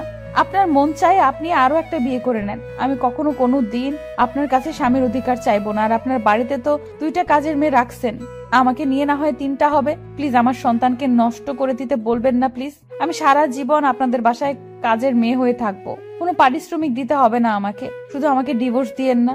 আমার সন্তানটা যেন বলতে পারে আপনি তার বাবা। আমি চাই না আমার মতো আমার অনাগত সন্তানটা পিতৃহীন পরিচয়ে বড় হোক। প্লিজ একটা এতিমকে এইভাবে ফিরিয়ে দিবেন না। আপনার পায়ের নিচে একটু জায়গা দেন, নয়তো গলা টিপে মেরে ফেলেন। এই মীরা কি করছো? পা ছাড়ো। দুঃখিত মীরা, আমি পারবো না। আমার জীবনে সাথী ছাড়া আর কেউ নেই। এখন পিলটা খেয়ে নিবে, আর যদি না খাও তাহলে মনে করব তুমি আমার বুকে পা রেখে তুমি গর্ভধারণ করবে। এখন তোমার ইচ্ছা। প্লিজ এমন কসম দিও না, আমার কাছে যে তোমার স্থান সবার উপরে। পারবো না আমি তোমার বুকে পা রেখে এই সন্তানকে নিজের মাঝে বড় করতে। ক্ষমা করে দিও মীরা, এছাড়া আমার আর কোনো উপায় ছিল না। এই নাও পিল, আর এই নাও পানি খেয়ে নিও। আচ্ছা দাও। এই বলে জন্ম নিয়ন্ত্রণ পিলটা হাতে নিয়ে নিল মীরা। চোখ থেকে টপ টপ করে পানি পড়তেছে, করুণ দৃষ্টিতে তাকিয়ে আছে আমার দিকে। মনে মনে ভাবছে হয়তো আমি বলবো পিল খেতে হবে না মীরা, কিন্তু না, আমি কোনো কথা বললাম না। মীরা আমার দিকে তাকিয়ে থেকে বিষ যেমন করে মানুষ মুখে নেয় তেমনি করে মুখে নিয়ে নিল। গ্লাস থেকে একটু পানিও মুখে দিল। নিজের অজান্তেই মনে হচ্ছে খুব বড় কোনো পাপ করে ফেললাম আমি। এদিকে বাবা ফোন করলো যে বাবা অসুস্থ, তাই বাড়ি ফিরে যেতে হবে। মনে মনে স্থির করে নিলাম বাড়িতে ফিরেই ডিভোর্স পেপারের জন্য আবেদন করব। তারপর মীরাকে নিয়ে বাসায় ফিরলাম। এদিকে সাথী বলল যে মীরাকে আমাদের দুজনের মাঝ থেকে যত তাড়াতাড়ি সম্ভব সরিয়ে ফেলবে। আমি অনেক বোঝানোর পরেও সাথী বলল, সেদিন কক্সবাজারে মেয়েটা যা বলেছে সব শুনেছি আমি। আর সবচেয়ে বড় কথা হলো মেয়েটাকে তোমার বাবা অনেক স্নেহ করে। আমি তোমাদের বাড়ির রহিমের কাছে খবর পেয়েছি যে তোমার বাবা নাকি তোমার সম্পত্তি মীরার নামে লিখে দিবে, তাই আমাদের ভবিষ্যতের জন্য মীরাকে আমাদের পথ থেকে সরিয়ে দিবে। আমি তোমাকে না বলেই প্রফেশনাল কিলারের সাথে কন্ট্রাক্ট করেছি। না সাথী, এ হতে পারে না। আমাদের ভালোবাসার জন্য একটা নিষ্পাপ জীবনকে হত্যা করব না সাথী, এটা করা ঠিক হবে না। বাবু দেখো, আমিও চাই না, কিন্তু আমার মনে হয় না তোমার বাবা কখনো মীরা বেঁচে থাকতে আমাকে মেনে নিবে। আর তোমাকে না পেলে আমি বাঁচবো না, সত্যি মরে যাবো। তুমি আমার নিঃশ্বাস, তুমি আমার বিশ্বাস, আমার প্রাণ। জানো, তুমি মীরাকে বিয়ে করার পর আমি একটি রাতও শান্তিতে ঘুমাতে পারিনি। এতটা ভালোবাসার পরেও কেন আল্লাহ তোমার আর আমার মাঝে এত বড় দেওয়াল তুলে দিল? প্লিজ তুমি আমাকে খুন করে ফেলো, নয়তো আমাকে তোমার বুকে টেনে নাও। তোমার বুকটাই যে আমার শেষ ঠিকানা, তোমার বুকেই আমি শেষ নিঃশ্বাস ত্যাগ করতে চাই। প্লিজ কান্না করো না। আমি সব সইতে পারি, কিন্তু তোমার কান্না সহ্য করতে পারি না। তোমাকে যে বড্ড ভালোবাসি, কিন্তু আমাদের ভালোবাসার জন্য একটা নিষ্পাপ জীবনকে কেমনে সরিয়ে ফেলি? আল্লাহ কি ক্ষমা করবে আমাদেরকে? জানি এটা অন্যায়, কিন্তু এছাড়া আমাদের আর কোনো উপায় নেই। কথাটা বলেই আমার হাতটা নিয়ে সাথীর গলা চেপে ধরে মেরে ফেলতে বলল। প্লিজ কিল মি, আমাকে গলা চেপে মেরে ফেলো কাব্য। আমি তোমাকে ছাড়া বাঁচতে পারবো না। জানো কাব্য, মেয়েরা সবকিছুর ভাগ দিতে পারলেও তবে একটা ভাগ কখনো কাউকে দিতে পারে না, আর তা হলো তার ভালোবাসার ভাগ। বিশ্বাস করো, আমার একদম সোচা হয় না মীরাকে। যে বুকে আমার থাকার কথা সে বুকে অন্য একটা মেয়ে থাকে। যে স্বপ্ন আমি তোমাকে নিয়ে দেখেছি সে স্বপ্ন পূরণ করছে অন্য একটা মেয়ে। কাব্য প্লিজ, আমাকে তুমি হত্যা করতে পারবে না, পারবে না তোমার সেই স্ত্রী মীরাকেও হত্যা করতে, কিন্তু তোমাকে আমায় হত্যা করতে হবে। তুমি না আমি এই জীবন দিয়ে কি করব? কথাটা বলে কাঁদতে কাঁদতে ব্লেড দিয়ে হাতে পোজ দিয়ে দিল সাথী। সাথে সাথে হাত থেকে ফিরকি দিয়ে রক্ত বের হতে লাগলো। সাথীর চোখ দিয়ে টুপ টুপ করে পানি পড়তে লাগলো। সাথীর রক্ত দেখে আমার নিজের কলিজাটা ফেটে যাচ্ছে। ঠাস করে একটা চর বসিয়ে দিলাম সাথীর গালে। আমার থাপ্পড় খেয়ে ফুপিয়ে কাঁদতে লাগলো সাথী। তারপর আমি শক্ত করে জড়িয়ে ধরলাম সাথীকে শক্ত করে জড়িয়ে ধরে বলতে লাগলাম, কেন এইভাবে পাগলামো করছো? তোমাকে ছাড়া আমি কেমনে বাঁচবো? মীরাকে তাহলে খুব শীঘ্রই আমাদের মাঝ থেকে সরিয়ে আমার ময়না পাখিটাকে আপন করে নিব। কথাটা বলার সময় বুকের ভেতর একটা চাপা কান্নার আওয়াজ পেলাম। তারপর সাথীকে আমি ছেড়ে দিয়ে সাথীর কপালে একটা ভালোবাসার স্পর্শ এঁকে দিলাম। সাথীকে বাসায় ড্রপ করে বাসায় আসতেই দেখি মীরা খাবার নিয়ে বসে আছে। রাত প্রায় 10টা। আমি কিছু না বলে শুয়ে পড়লাম। আপনি খাবেন না? কিছু খেয়েছেন? মন খারাপ আপনার? হ্যাঁ, বাহির থেকে খেয়ে এসেছি। আর হ্যাঁ, মন খারাপ আমার, আর তার কারণ তুই। কথাটা বলার পর পিচিটার দিকে তাকিয়ে দেখি পিচি কাঁদবে কাঁদবে ভাব। তখন আমি কম্বলটা টান দিয়ে শুয়ে পড়লাম। মাঝরাতে হঠাৎ ঘুম ভাঙতেই দেখি কেউ একজন শক্ত করে জড়িয়ে রেখেছে আমায়। চোখ খুলে দেখি পিচিটা আমার বুকে। চাঁদের আলো পিচিটার মুখে এসে পড়ছে, চুলগুলো রং পাল্টাচ্ছে। হঠাৎ নিচের দিকে তাকাতেই চোখ কপালে উঠলো আমার। পিচিটা শাড়ি খুলে নিচে ফেলে দিয়েছে। আমি জানি মীরা শাড়ি পরে ঘুমাতে পারে না, কিন্তু 3 পিস তো পরে ঘুমায়, তাহলে আজ ইচ্ছা করে এমন করছে। তবে পিচিটাকে আজ এত সুন্দর লাগছে যা অকল্পনীয়। মাথার চুলগুলো কপাল পেরিয়ে মুখে এসে পড়ছে। মন চাচ্ছে ফু দিয়ে চুলগুলো কপাল থেকে সরিয়ে আলতো করে মীরার কপালে ভালোবাসার পরম স্পর্শ এঁকে দেই। কিন্তু এ কি, আমার গায়ে লিপস্টিকের দাগ। মনে মনে ভাবছি আজ মনে হয় পুরুষ ধর্ষণ করেছে। আমার বুকে লিপস্টিকের দাগ দেখে বিস্মিত হলাম। মীরার ঠোঁটের দিকে তাকিয়ে দেখি ঠোঁটে এক বিন্দু লিপস্টিকও নেই। মনে মনে ভাবছি পিচিটা কি সর্বনাশ করছে। তবে আজ কেন পিচিটাকে এত সুন্দর লাগছে। মন চাচ্ছে সারা জীবনের জন্য আপন করে নেই। হয়তো মীরার সৃষ্টি হয়েছে আমার জন্য, কিন্তু না, আমার বুকে সাথী ছাড়া কারো জায়গা নেই। আমার মন প্রাণ জোরে শুধুই সাথী। তাই মীরাকে কয়েকবার ডাক দিলাম, কিন্তু সে উঠল না। তাই জোরে ধাক্কা দিতেই চোখ কসলিয়ে কসলিয়ে উঠল। তখন আমি বললাম, কি ব্যাপার, আমার গায়ে লিপস্টিকের দাগ কেন? আর তুমি কেন আমার বিছানায় শুয়েছ? আমার না খুব ভয় করছিল, আর রাতে আমি কিছুই করিনি, সব আপনি করেছেন। আমি তো আপনার সাইডে ঘুমিয়েছিলাম, আপনি জোর করে বুকে টেনে নিয়েছেন আমাকে। আপনাকে মনে করেছিলাম এমনি অনেক ভালো, কিন্তু ঘুমের ঘোরে আপনি যে এত ডেভিল। না না, ডেভিল না, শুধু ডেভিলের বস। আমাকে লিপ কিস করেছেন, ঘাড়ে কিস করেছেন, বুকেও কিস। এই চুপ অসভ্য মেয়ে, আর কিছুক্ষণ পর বলবে আমার নাভিতে আরো কত জায়গায় করেছি, বলতে হবে না। আপনি ঘুমাননি তাহলে? সব জেগে থেকে ইচ্ছে করেই করেছেন। এই পিচ্চি চুপ করবে? মিথ্যা বলতে লজ্জা করে না? তোমার শাড়ি কে খুলেছে? শাড়ি কেন খাটের নিচে ফেলে রেখেছো? শাড়ি পরতে পারো না? বিয়ে বসেছো কেন? আমি না হয় শাড়ি পরতে পারি না, নিজে তো লুঙ্গিটাও পরতে পারো না, আবার অন্যকে শাড়ি পরার কথা বলে। পিচিটার কথা শুনে নিজের দিকে তাকাতেই চোখ বন্ধ করে ফেললাম। চাদরটা গায়ে জড়িয়ে কষে একটা থাপ্পড় দিয়ে দিলাম মীরাকে। থাপ্পড়টাকে মাটিতে পড়ে গেল মীরা। আমার রাগ চরমে উঠে গেছে। রাগের মাথায় বলতে লাগলাম, এই তুই মরতে পারিস না? আমার জীবনটাকে তো নষ্ট করে দিয়েছিস। তোকে জন্ম দিয়ে তোর মা বাবাকে খেয়েছিস, এখন আমাকেও খাবি নাকি? আর তোকে না বলছি আমি তোকে ডিভোর্স দিয়ে দিব? তারপরও কেন আমার বিছানায় আসিস? আরেকদিন যদি আমার বিছানায় আসিস তাহলে প্রয়োজনে তোকে খুন করে তারপর জেলে যাব। দুঃখিত, আপনাকে আমি খুব কষ্ট দিয়েছি, তাই না? আপনার কোথাও লাগেনি তো? আপনার হাতে কি ব্যথা পেয়েছেন? জানেন আল্লাহ কেন যে আমাকে বাঁচিয়ে রেখেছে? ছোটবেলায় অনাথ আশ্রমে বড় হয়েছি, দেখিনি মায়ের মুখ কখনো। মা ডাকটাও কখনো ডাকতে পারিনি বাবার কাছে আবদারের সুরে কিছু চাইতে। কখনো বাবার কাঁধে চড়ে ঘুরতে পারিনি, পারবোই বা কিভাবে? বাবাকে তো কখনোই দেখিনি। আর এখন আসছি আপনাকে জ্বালাতে। জানেন আত্মহত্যা মহাপাপ, সেজন্যই হয়তো বেঁচে আছি। তা না হলে কখনোই আপনার পথের কাটা হতাম না। আপনার বাড়ির দাসী করে রেখে দিয়েন, পারিশ্রমিক হিসেবে সকাল বিকাল রাতে এভাবে থাপ্পড় দিয়েন, তবুও তো দাসী হয়ে আপনার হাতের স্পর্শটা পাবো। আর বিছানায় আসি, কি করব? ভয় পাই তো, তাই আপনার বুকটাকে নিরাপদ মনে করে শুয়েছিলাম। ক্ষমা করে দিবেন এই এতিমটাকে। নিচের দিকে তাকিয়ে কথাগুলো বলতেছিল, আর চোখ থেকে আষাঢ় শ্রাবণ ঝর্ণাধারায় মতো জল গড়িয়ে পড়ছে মীরার চোখ থেকে। পিচিটার কথা শুনে নিজের কাছেই খুব খারাপ লাগছে। এভাবে মারাটা ঠিক হয়নি। সবচেয়ে খারাপ লাগছে যখন দেখলাম পিচিটার ঠোঁট কেটে রক্ত পড়ছে। পরের দিন মা বাবা জান্নাতকে নিয়ে নানি বাড়ি চলে গেলে সাথীকে ফোন দিলে সাথী বাড়িতে চলে আসে। এদিকে সাথী আজ পিঙ্ক কালারের একটা শাড়ি পরেছে, হালকা লিপস্টিকের সাথে চুলগুলো ছেড়ে দিয়েছে।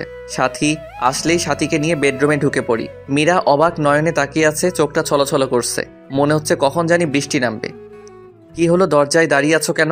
আজ তুমি জান্নাতের রুমে থাকবে, আজ রাতে আমাদের এই রুমে আসবে না বিরক্তি করতে। আর হ্যাঁ, আমাদের দুজনের জন্য খাবার দিয়েছেও। আমার কথার উত্তরে মীরা আমার মুখের দিকে তাকিয়ে মাথা নাড়িয়ে হ্যাঁ সূচক জবাব দিল। তারপর মীরা চলে গেল। সাথী এসে আমাকে জড়িয়ে ধরে বলতে থাকে, কবে যে পাবো তোমায় সারা জীবনের জন্য? কবে তোমার বুকে মাথা রেখে ঘুমাবো? এদিকে হঠাৎ করে আমার হাতটা সাথীর স্পর্শকাতর জায়গায় চলে গেল। সাথীর নিঃশ্বাস ভারী হয়ে আসছে, ঠোঁট জোড়া আকর্ষণ করছে মিশে যাওয়ার। আমার ঠোঁট যখন সাথীর ঠোঁট জোড়াকে আবদ্ধ করে ফেলবে, ঠিক তখনই মীরা খাবার নিয়ে রুমে ঢুকে পড়ে, কোনো প্রকার নক না করে। সাথে সাথে আমি সাথীকে ছেড়ে দেই। তারপর মীরার দিকে তাকিয়ে বুঝতে পারলাম মীরা কাঁদছে। মীরা হয়তো কখনো ভাবিনি আমি এতটা নিচে নেমে যাব, কিন্তু মীরা জানতো না আমার কলিজার টুকরা হচ্ছে সাথী। সাথী আমার জীবন মরণ, আমার ভালোবাসা। আমার ভালোবাসা সব সাথীর জন্য। তারপর মীরা খাবার রেখে চলে গেল। মীরার চোখ দিয়ে পানি পড়ছে, এটা স্পষ্ট দেখা গেল। তারপর সাথী আর আমি খাওয়া দাওয়া করে সাথীর সাথে গল্প করতে করতে কখন যে আমি তার সাথে ঘুমিয়ে গেলাম ঠিক খেয়াল নেই। অবশ্য রাত্রে আমি সাথীর সাথে ফিজিক্যালি রিলেশন করতে চাইলে ও সাথী বিয়ের পরের কথা বলে। তারপর আমরা দুজন মিলে সিদ্ধান্ত নিয়েছি 1 সপ্তাহ পর বিয়ে করব, তাই আর জোর করিনি। এদিকে মাঝরাতে কারো চাপা কান্নার আওয়াজে ঘুমটা ভেঙে যায়। চোখ খুলতেই দেখি সাথী আমার বুকে। সাথীকে বুক থেকে সরিয়ে কান্নার আওয়াজ কোথায় থেকে আসছে তা দেখার জন্য রুমের বাহিরে বের হতেই যা দেখলাম তা দেখার জন্য আমি একেবারেই প্রস্তুত ছিলাম না। আমি রুম থেকে বের হতেই দেখলাম পাশের রুমে মীরা জায়নামাজে বসে আছে। মীরাকে দেখে মনে হচ্ছে মোনাজাত ধরে আছে। মাঝে মাঝে ফুপিয়ে কান্নার আওয়াজ আসছে রুম থেকে। আমি আর একটু কাছে যেতেই শুনলাম মীরা মোনাজাতে বলছে, হে আল্লাহ, আমার পরম করুণাময় আল্লাহ, তোমার দরবারে 2টি হাত তুলে ধরেছি। আল্লাহ, শুনেছি মাঝরাতে নাকি তুমি প্রথম আসমানে এসে বান্দাদের ফরিয়াদ শুনো।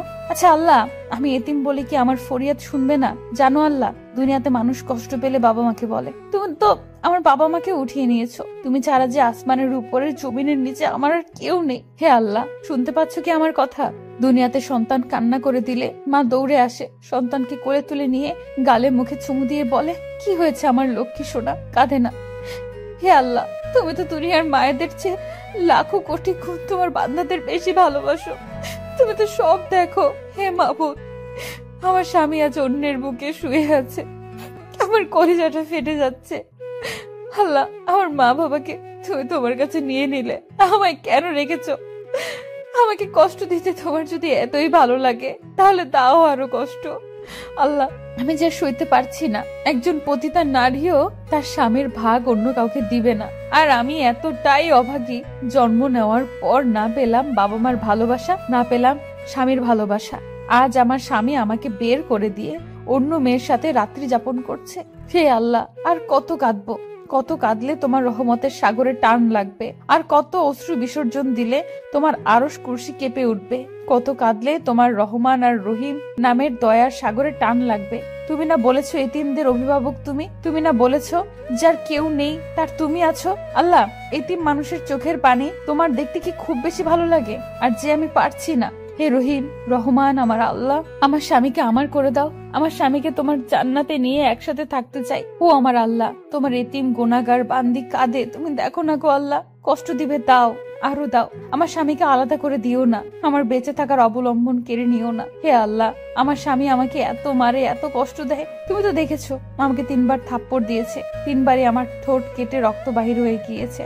ও আমার আল্লাহ, তুমি আমার স্বামীর উপর গজব দিও না। আল্লাহ, আমি কিন্তু খুশি আছি, তবু তুমি রাগ করো না। আমাকে মেরেছে আল্লাহ, তোমায় কিন্তু মারেনি আল্লাহ। আমি কিন্তু খুশি আছি, তুমি রাগ করো না। আমার স্বামীকে তুমি হেদায়েত দাও আল্লাহ, তুমি আমার স্বামীকে হেদায়েত দাও, গজব দিও না।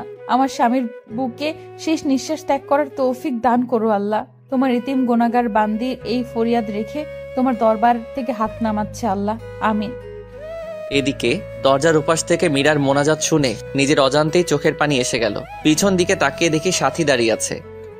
কাপু, তুমি এখানে? আর আমি তোমাকে সারা বাড়ি খুঁজতেছি। এই, তুমি কাঁদছো কেন? কথাটা বলে সাথীও কান্না করে দিয়ে বলল, কাপু, কখনো আমায় ছেড়ে যাবে না তো? আমি ভয়ানক একটা স্বপ্ন দেখলাম তোমায় নিয়ে। তুমি যদি কখনো আমাকে ছেড়ে চলে যাও তাহলে ফল কাটা ছুরি নিয়ে বসি, এটা আমি আমার গলায় চালিয়ে দিব। তুমি আমাকে ছেড়ে যাওয়ার আগে আমাকে খুন করে আমার লাশের উপর দিয়ে যাবে। এদিকে সাথী আমাকে জড়িয়ে ধরে কাঁদতে লাগলো। আমিও শত অনিচ্ছা সত্ত্বেও সাথীকে বাহুডোরে আবদ্ধ করে নিলাম। সাথী কান্না করতে করতে শার্ট ভিজিয়ে ফেলছে। তারপর সাথীকে ছাড়িয়ে বললাম, ভয় পেও না, তোমাকে ছেড়ে কোথাও যাব না। তাহলে আমার মাথা ছুঁয়ে প্রমিস করো আমাকে ছেড়ে যাবে না। সাথীর কথাটা শুনে আমার হাতটা কাঁপছে। আমার চোখে বরাবর পিচিটার মায়াবী চেহারাটা ভেসে উঠছে। চোখ দিয়ে নিজের অজান্তে পানি আসতে লাগলো। কি করব কিছু বুঝতে পারছি না। জীবনটা এমন কেন? জীবনে কখনো 1000 বছর বেঁচে থাকার ইচ্ছা জাগে, আবার কখনো এক মুহূর্তের জন্য নয়। ওই কাব্য, তুমি আমার মাথা ছুঁয়ে প্রমিস করবে না, কখনো আমায় ছেড়ে যাবে না। প্লিজ প্রমিস করো। তোমাকে হারালে সত্যি আমি যে বাঁচবো না, মরে যাবো সত্যি। প্লিজ প্রমিস করো, নয়তো ছুরিটা গলায় চালিয়ে দিব। প্লিজ এভাবে বলবে না। তুমি যে আমার ভালোবাসা, তুমি যে আমার জীবনের একটা অংশ। এই যে তোমার মাথা ছুঁয়ে প্রমিস করছি, জীবনে কখনো কোনোদিন তোমায় ছেড়ে যাব না। তুমি যে আমার ভালোবাসা, তুমি যে আমার জীবনের একটি অংশ। প্লিজ মরার কথা বলবে না। আর আমি কাকে নিয়ে বাঁচবো? আচ্ছা কাব্য, তোমাকে একটা কথা বলি, রাগ করবে না তো? কি বলবে বলো। আমায় একটা পাপ্পি দিবে? আচ্ছা, কাছে এসো। কাছে আসার কথা শুনে সাথী এতটা কাছে এসে পড়লো যে সাথীর নিঃশ্বাস আমার মুখে পড়ছে। আমার ইচ্ছে করছে না, তবুও নিজের অজান্তেই সাথীর কপালে একটা ভালোবাসার স্পর্শ এঁকে দিলাম। এদিকে সাথী আমাকে ধাক্কা দিয়ে বিছানায় ফেলে দিল। তারপর আর কিছু মনে নেই, তবে কে যেন দরজাটা চাপিয়ে দিল।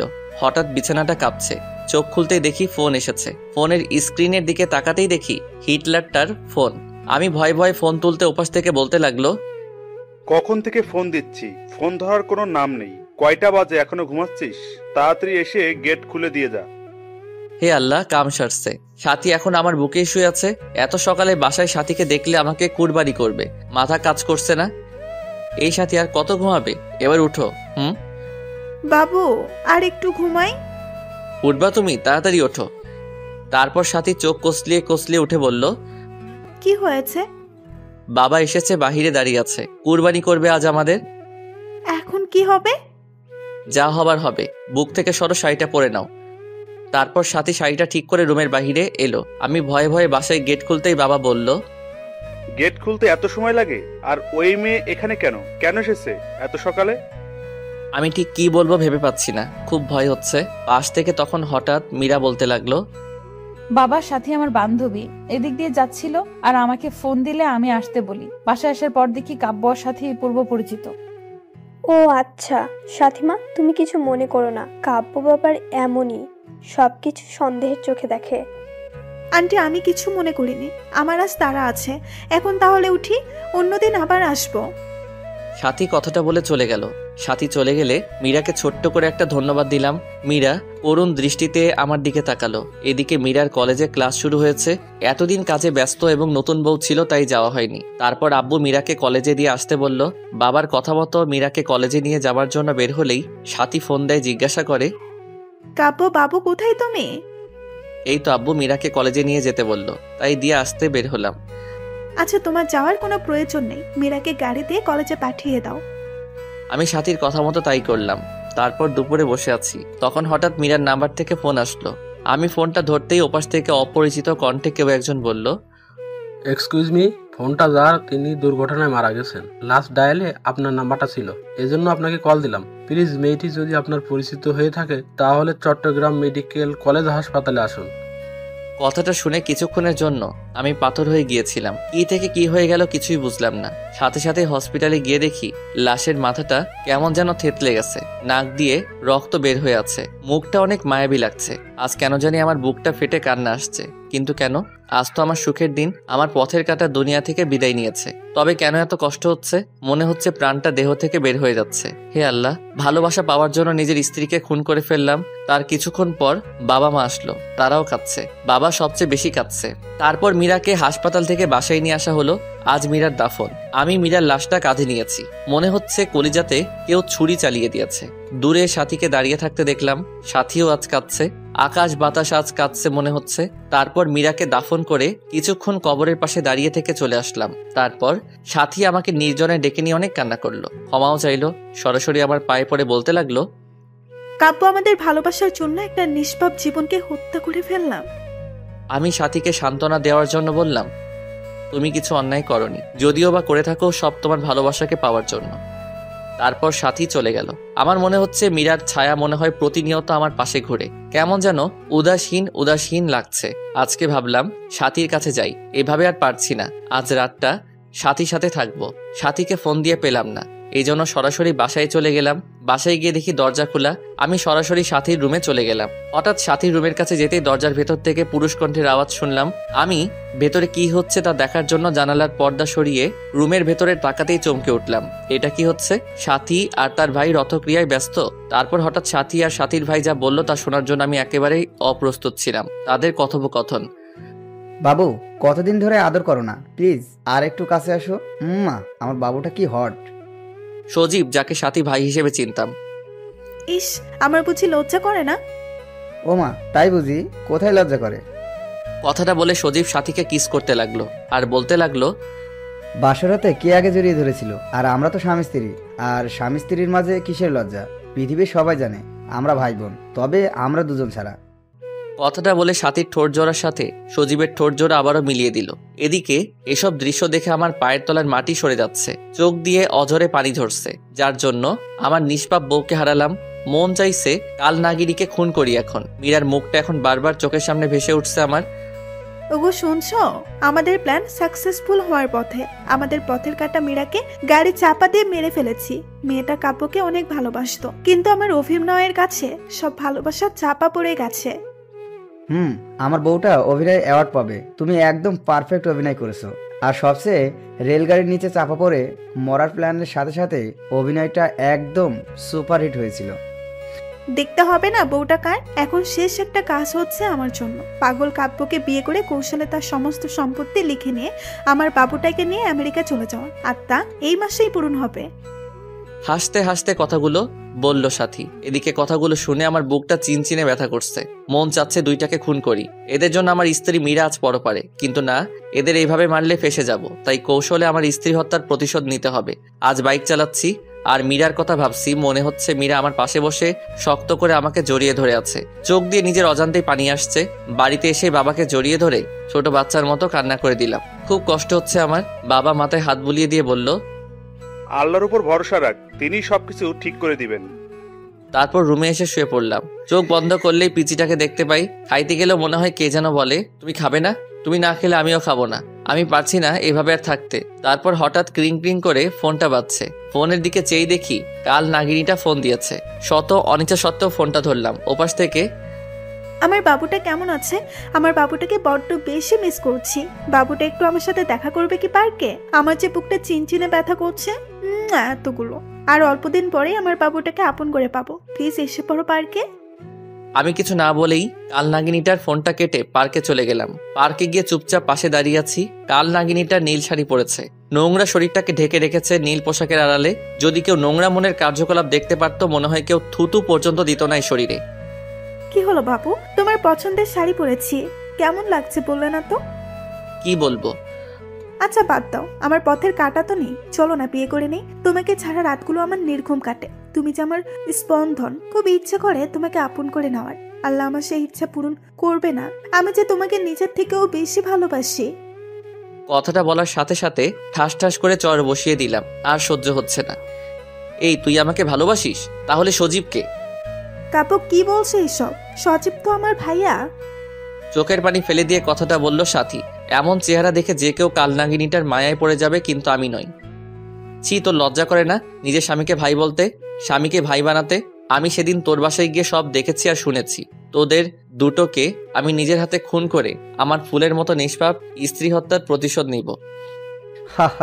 তার আগে দেখ এই ভিডিওটা। তুই যদি সাথীকে বিয়ে না করিস, তাহলে বলবো তুই সাথীকে বিয়ের প্রলোভ দেখিয়ে তার সর্বনাশ করেছিস। আর সাথী এখন অন্তঃসত্ত্বা, তাই বুঝে নে কি করবি এখন তুই। কথাগুলো শুনে পিছন দিকে তাকাতেই দেখি সজীব মোবাইল ফোনে সাথীর আর আমার হোটেল রুমের ভিডিও এবং বাসার ভিডিও তুলে রাখছে। এসব দেখে নিজেকে আর কন্ট্রোল করতে পারছি না। ফোনটা আছাড় দিয়ে ভেঙে ফেললাম। বাবু খুব রাগ করেছো? এমন হাজারো ভিডিও আছে। আচ্ছা বাবু রাগ করে না। আগামী সপ্তাহে আমাদের বিয়ে। তুমি কাজে অফিসে চলে এসো, নয়তো থানাতে পাঠাবো বাসুর করতে। ওদের কথা শুনে আমি আর কিছু বলতে পারলাম না। এসব আমার পাপের ফল। তাই এখান থেকে বাসায় চলে আসলাম। বাসায় এসে মীরার ছবিটা বুকে নিয়ে কান্না করতেই ঘুমিয়ে গেলাম। পরের দিন সকালবেলা টেলিভিশন অন করতেই আমি যা দেখলাম তা দেখার জন্য আমি মোটেও প্রস্তুত ছিলাম না। কারণ খবরে দেখলাম গতকাল রোড অ্যাক্সিডেন্টে সজীব আর সাথী দুজনেই মারা গিয়েছে। মনে মনে ভাবলাম আল্লাহ তাআলার বিচার সবচেয়ে বড় বিচার, যার হাত থেকে কারো রেহাই নেই। পরের দিন মীরার পছন্দের নীল শার্টটা বের করার সময় আলমারি খুলে একটা ডায়েরি পেলাম। ডায়েরিটা হাতে নিয়েই বুঝতে পারলাম এটা মীরার লেখা ডায়েরি।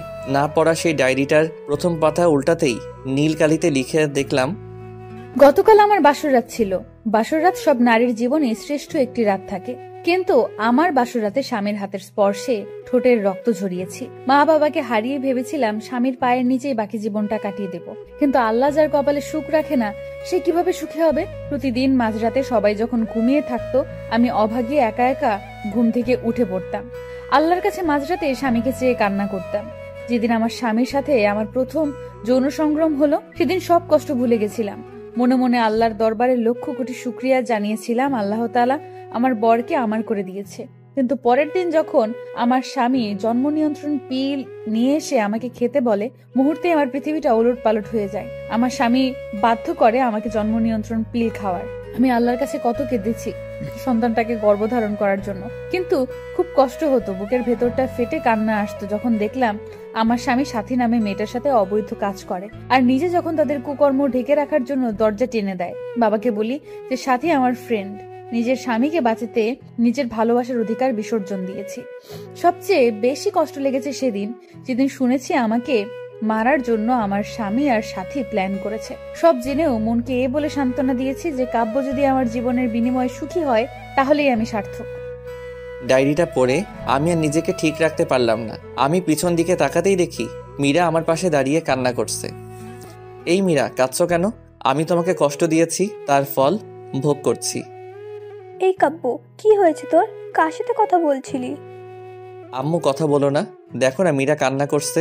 আম্মু, আমি ওকে খুব কষ্ট দিয়েছি। কোথায় মীরা? আর তুই কেন মীরাকে কষ্ট দিতে যাবি? তারপর আমার আর কিছুই মনে নেই। পরের দিন মা বাবা আমাকে হসপিটালে নিয়ে গেল। এখন আমার কোনো চিন্তা নেই, কারণ আমি এখন মীরাকে সাথে নিয়েই ঘুমাই। শালার ডাক্তার নাকি বলে আমি পাগল হয়ে গেছি। শালার পড়ালেখা করে নিজে পাগল হয়েছে, এখন আমাকে পাগল বলে কত বড় সাহস। আরেকবার যখন পাগল বলছে তখন গলা ধাক্কা দিয়ে ফেলে দিয়েছি। তারপর আমাকে জোর করে একটা রুমে আঁকড়ে রেখেছে। এখন রুমে শুধু আমি আর মীরা। তারপর আমি একটা নার্সকে জিজ্ঞাসা করলাম, আমি এখন কোথায়? আপনি এখন পাবনায় আছেন আপনার বউ মীরার সাথে। কথাটা বলে একটা কিসের যেন ইনজেকশন আমাকে দিয়ে দিল। তারপর আমি হারিয়ে গেলাম ঘুমের রাজ্যে। সকালবেলা ঘুম থেকে উঠে দেখি মীরা আমার দিকে চেয়ে চেয়ে হাসছে, সাথে বাবা মাও আসছে। তারপর আমি বাবাকে বললাম, বাবা, আমার এখানে থাকতে ভালো লাগে না, আমাকে তোমাদের সাথে নিয়ে চলো, সাথে তোমাদের বৌমা মীরাকেও নিয়ে চলো। কিন্তু আম্মু আব্বু কেউ কোনো কথা বলছে না, শুধু কাঁদছে। তাই আমি আবারও প্রশ্ন করলাম, ও বাবা, তোমরা কাঁদছো কেন? আমাকে এখান থেকে নিয়ে যাবে না? জানো বাবা, এখানে কেউ আমার সাথে কথা বলে না, শুধু মীরা ছাড়া। এখানে শুধু মীরা আমার সাথে কথা বলে, আর কেউ না। ও বাবা, আমাকে নিয়ে চলো না, আমি থাকবো না এখানে। কথাগুলো বলেই কাঁদতে লাগলাম, কিন্তু বাবা কিছু না বলে মাকে নিয়ে চলে গেল। তারপর একটা নার্স এসে ইনজেকশন দিয়ে গেল। তারপর আর আবারও সেই ঘুমের রাজ্যে। আর কিছু মনে নেই। আমি সবসময় শুধু মীরার সাথেই কথা বলতাম। 5 বছর পর আজ মা বাবা আমাকে নিতে আসছে। এখন মীরাও আমার সাথে আর কথা বলে না। আমি জানি মীরা মারা গেছে। তারপর মা বাবা আমাকে বাসায় নিয়ে এসে বলল, কাব্য, বাবা, তুমি 5 বছর পাগল হয়ে পাবনা মানসিক হসপিটালে ছিলে, আর এই 5 বছরে আমাদের অনেক পরিবর্তন হয়ে গেছে। আমরা আজ নিঃস্ব, ব্যবসাতে ক্ষতি হয়েছে, ব্যাংকের লোক ঋণের পরিশোধ করতে বাড়িটাও বিক্রি করে দিয়েছি, এখন এই বাসাতে ভাড়া আছি। বাবার কথাগুলো শুনে আমার নিজের অজান্তেই চোখের কোণে পানি চলে আসলো। আমার বাবা এই বয়সে মানুষের অফিসে কাজ করে। তারপর আমি মনে মনে ভাবলাম, আমার কোনো না কোনো একটা জব করতেই হবে। যেই ভাবা সেই কাজ। কয়েক জায়গায় আবেদন করলাম, সাথে একটা প্রাইভেট প্রতিষ্ঠানে শিক্ষকতা করার জন্য আবেদন করলাম। সপ্তাহখানেক পর নোটিশ আসলো, সেই প্রতিষ্ঠানে আমাকে জয়েন করতে বলেছে। আর এইভাবে দিনগুলো ভালোই কাটছিল। কিন্তু প্রতি রাতেই মীরার স্মৃতিগুলো আমাকে ঘুমাতে দেয় না। মীরার সেই দুষ্টমিগুলো আজও আমাকে কাঁদায়। প্রতি রাতে আমি মীরার ছবি বুকে নিয়ে ঘুমাই। খুব কষ্ট হয়। মাঝরাতে মোনাজাতে শুধু একটা কথাই বলি, আল্লাহ আমার স্ত্রীকে ভালো রেখো। এদিকে একদিন আমি স্কুলে একটা বাচ্চাকে দেখে খুব অবাক হয়ে গেলাম। কি সুন্দর করে হাসে, ঠিক মীরার মতো। কি মায়াবী চাহনি, মনে হচ্ছে এই যেন মীরার প্রতিচ্ছবি তার মাঝে দেখতে পাচ্ছি। তারপর আমি মেয়েটাকে ডাক দিয়ে বললাম, তোমার নাম কি মামনি? আসসালামু আলাইকুম। ওয়ালাইকুম আসসালাম। উত্তরটা দিয়ে মনে মনে ভাবতে লাগলাম, এতটুকু একটা বাচ্চা মেয়ে হাই হ্যালো না বলে সালাম দিল। আপনি কি জানেন না কার সাথে কথা বলতে হলে সালাম দিতে হয়? আর আমার নাম তাসনিয়া করিমা রাইসা। নামটা শুনে বুকটা কেমন যেন কেঁপে উঠল। আচ্ছা, আপনি আমাদের নতুন টিচার? হ্যাঁ মামনি, আমি তোমাদের নতুন টিচার। এই না চকলেট, আজ থেকে আমরা ফ্রেন্ড, কেমন? ফ্রেন্ড। তুমি আমার থেকে চকলেট নিলে তুমি আমাকে পাপ্পি দিবে না? তুমি একটা কিপ্তি কেন? তোমার সাথে আগে কান ধরো, কান ধরে বলবে রাজকন্যার সাথে আর কোন অপরাধ করবো না। তুমি জানো না রাইসা নামের অর্থ রানী? মামনি, আমি না তোমার টিচার? টিচারকে কান ধরতে বলা লাগে? টিচার না ছাই, তুমি এখন আমার বন্ধু। কিছুক্ষণ আগে চকলেট দিয়ে বন্ধু বানাইছি। তোমার টিচার গিয়ে ওলা ক্লাসে দেখায়ও। এখন কান ধরো, নইলে ফাইন দেব। কথাগুলো বলে মুখ চেপে হেসে দিল। আমি কি বলবো ঠিক ভেবে পাচ্ছি না, খুব হাসি পাচ্ছে। মেয়েটার চোখের দিকে তাকিয়ে দেখি মেয়েটা রাগী লোক নিয়ে তাকিয়ে আছে। কি হলো, আমার কথা বুঝনি? বন্ধু হলি কেন? বন্ধু হয়েছে যেহেতু কান ধরে বলো, আর অপরাধ হবে না। যদি কান না দেবো তাহলে দাঁত পড়ে যাবে, আর দাঁত পড়ে গেলে বিয়ে হবে না। তারপর আমি রাইসার কথা শুনে কান ধরে বললাম, আচ্ছা আমার ভুল হয়ে গেছে, আর এমন ভুল হবে না বলেই মেয়েটাকে টান দিয়ে কোলে নিয়ে গালে মুখে চুমু দিয়ে বললাম, মামুনি এখন হয়েছে? বেশ হয়েছে, তুমি খুব ভালো। তখন হঠাৎ পাশ থেকে 10 বছরের মতো একটা মেয়ে এসে বলল, রাইসা, আব্বু এসেছে, চলো, দাঁড়িয়ে আছে। ও আপু, তুমি আমার ফ্রেন্ডের সাথে পরিচয় হই না? এই যে স্যার, এটা আমার আপু রিচি। রিচি আপু, স্যারকে সালাম দাও। আসসালামু আলাইকুম, আমি রিচি। স্যার আজকে আসি। বলতে হঠাৎ দেখি একটা ভদ্রলোক এসে রাইসাকে কোলে নিল। রাইসা বাবাই বাবাই বলে লোকটাকে জড়িয়ে ধরলো। তারপর লোকটা রাইসা আর রিচিকে নিয়ে গাড়ি করে চলে গেল। মনে মনে ভাবলাম, আজ যদি মীরা বেঁচে থাকতো তাহলে আমাদের সন্তানটাও ঠিক এতটুকু বড়ই হতো। তখন নিজের অজান্তেই চোখের পাতাটা ভিজে উঠল, আর সাথে সাথেই মীরার চাঁদ মুখটা ভেসে উঠছে স্মৃতিপটে। এদিকে বাসায় এসে দেখি বাবা অসুস্থ। তারপর বাবাকে নিয়ে হসপিটালে গেলাম। ডাক্তারের রুমে গিয়ে স্কুলের সেই ভদ্রলোকটাকে দেখলাম কেমন বিচলিত ভঙ্গিতে বসে আছে। তারপর ডাক্তার লোকটিকে বলল, রফিক সাহেব, যদি ও নেগেটিভ রক্ত না পাওয়া যায় 4 ঘন্টার ভেতর, তাহলে আপনার মেয়েকে বাঁচানো সম্ভব না। এদিকে আমি একজন ডাক্তারকে নিয়ে বাবাকে দেখালাম। ডাক্তার বলল, তেমন কিছু না, হয়নি, শুধু প্রেশারটা একটু বেড়েছে। তারপর আমি বাবার বেড থেকে বের হয়ে পাশের বেডের দিকে তাকাতেই বুকটা কেমন যেন উহু করে কেঁদে উঠল। কি মায়াবী মুখটা, কেমন যেন অন্ধকারে ঢাকা পড়ে গেছে। মুখে অক্সিজেন মাস্ক লাগানো, মনে হচ্ছে এ যেন আমার নিজের আপন কেউ। আর কেন আমার এতটা কষ্ট হচ্ছে মেয়েটাকে দেখে, বুকের ভেতর চিনচিনে ব্যথা করছে। তারপর আমি ডাক্তারের রুমে গিয়ে বললাম, মেয়েটার কি হয়েছে? তখন পাশ থেকে লোকটি বলল, গতকাল স্কুল থেকে আসার সময় আমাদের গাড়ি নিয়ন্ত্রণ হারিয়ে অ্যাক্সিডেন্ট হয়। রায়সা মামনির প্রচুর ব্লাড যায়, মাথায় অনেক আঘাত পেয়েছে। তার মা মেয়ের খবর শুনে অজ্ঞান হয়ে পড়ে আছে। মেয়েটা যদি কিছু হয়ে যায় তাহলে তার মা বাঁচবে না। যদি এখন রক্ত না পাওয়া যায়, আল্লাহ যে কি করবেন। কথাটা বলেই কেঁদে দিল। এদিকে এক নার্স এসে বলল, স্যার, চট্টগ্রামের আশেপাশে প্রায় সব ব্লাড ব্যাংকে খবর নিয়েছি, কিন্তু কোথাও রক্ত পাওয়া গেল না। এদিকে পেশেন্টের অবস্থা ভালো না, জানি না কি হবে। নার্সের কথাটা শুনে রফিক সাহেব কেঁদে দিলেন। আমার কেন যেন কথাগুলো শুনে খুব কষ্ট হচ্ছে। তখন আমি ডাক্তার সাহেবকে বললাম, ডাক্তার সাহেব, আমি রক্ত দিব, আমার রক্তের গ্রুপ ও নেগেটিভ। ডাক্তার তখন তাড়াহুড়া করে আমায় নিয়ে শুইয়ে দিলেন। 2 ব্যাগ রক্ত নিয়ে রাইসাকে দিল। আমি কিছুক্ষণ শুয়ে থেকে বাবার কাছে চলে আসলাম।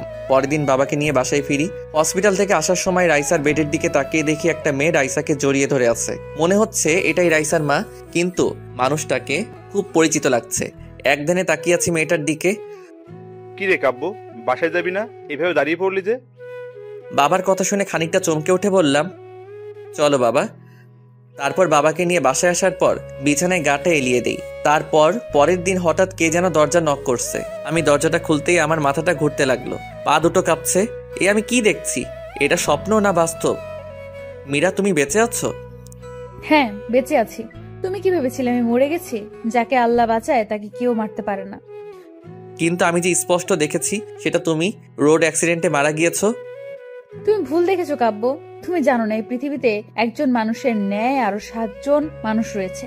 আচ্ছা বাদ দাও, এই নাও আমার বিয়ের কার্ড। তুমি কিন্তু আসবেই, আঙ্কেল আন্টি সাথে জান্নাতকেও নিয়ে আসবে। মীরা, তোমার বিয়ে মানে? কি বলছো এসব? আর আমি তোমাকে ভালোবাসি, বড্ড বেশি ভালোবাসি। আমি আমার ভুল বুঝতে পেরেছি, প্লিজ আমাকে ক্ষমা করে দাও। তোমাকে ছাড়া সত্যি আমি বাঁচবো না, প্লিজ আমাকে ছেড়ে যেও না। বিশ্বাস করো, এখন আমার বুক থেকে তোমাকে আর কেউ কেড়ে নিতে পারবে না। কান্না করতে করতে কথাগুলো বললাম। চোখ থেকে তখন টুপটুপ করে পানি পড়ছে।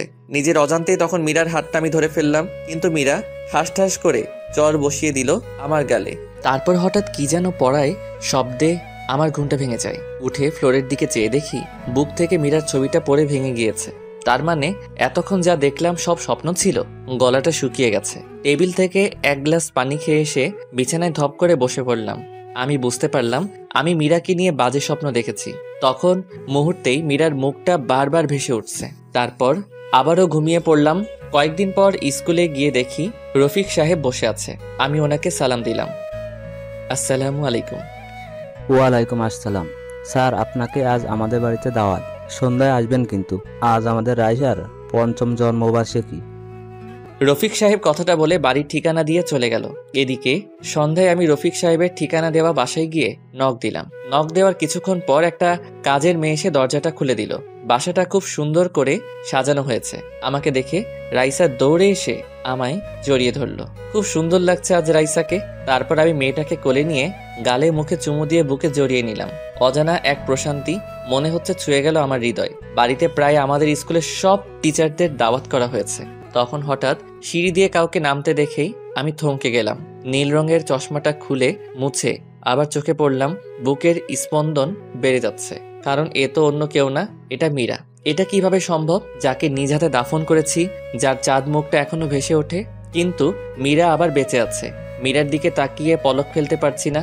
নিজের অজান্তেই মীরা নাম ধরে ডাকতে গিয়েই গলাটা কেমন যেন ধরে এলো, তাই অন্যদিকে ঘুরে গেলাম। তখন পাশ থেকে কে যেন বলে উঠল, তানিয়া, তোমার সাজতে এত লেট হয় কেন? কখন থেকে সবাই অপেক্ষা করছি। কিন্তু আমি কিছু ভাবতে পারছি না। এদিকে রফিক সাহেব মীরার হাত ধরে মীরাকে নামাচ্ছে।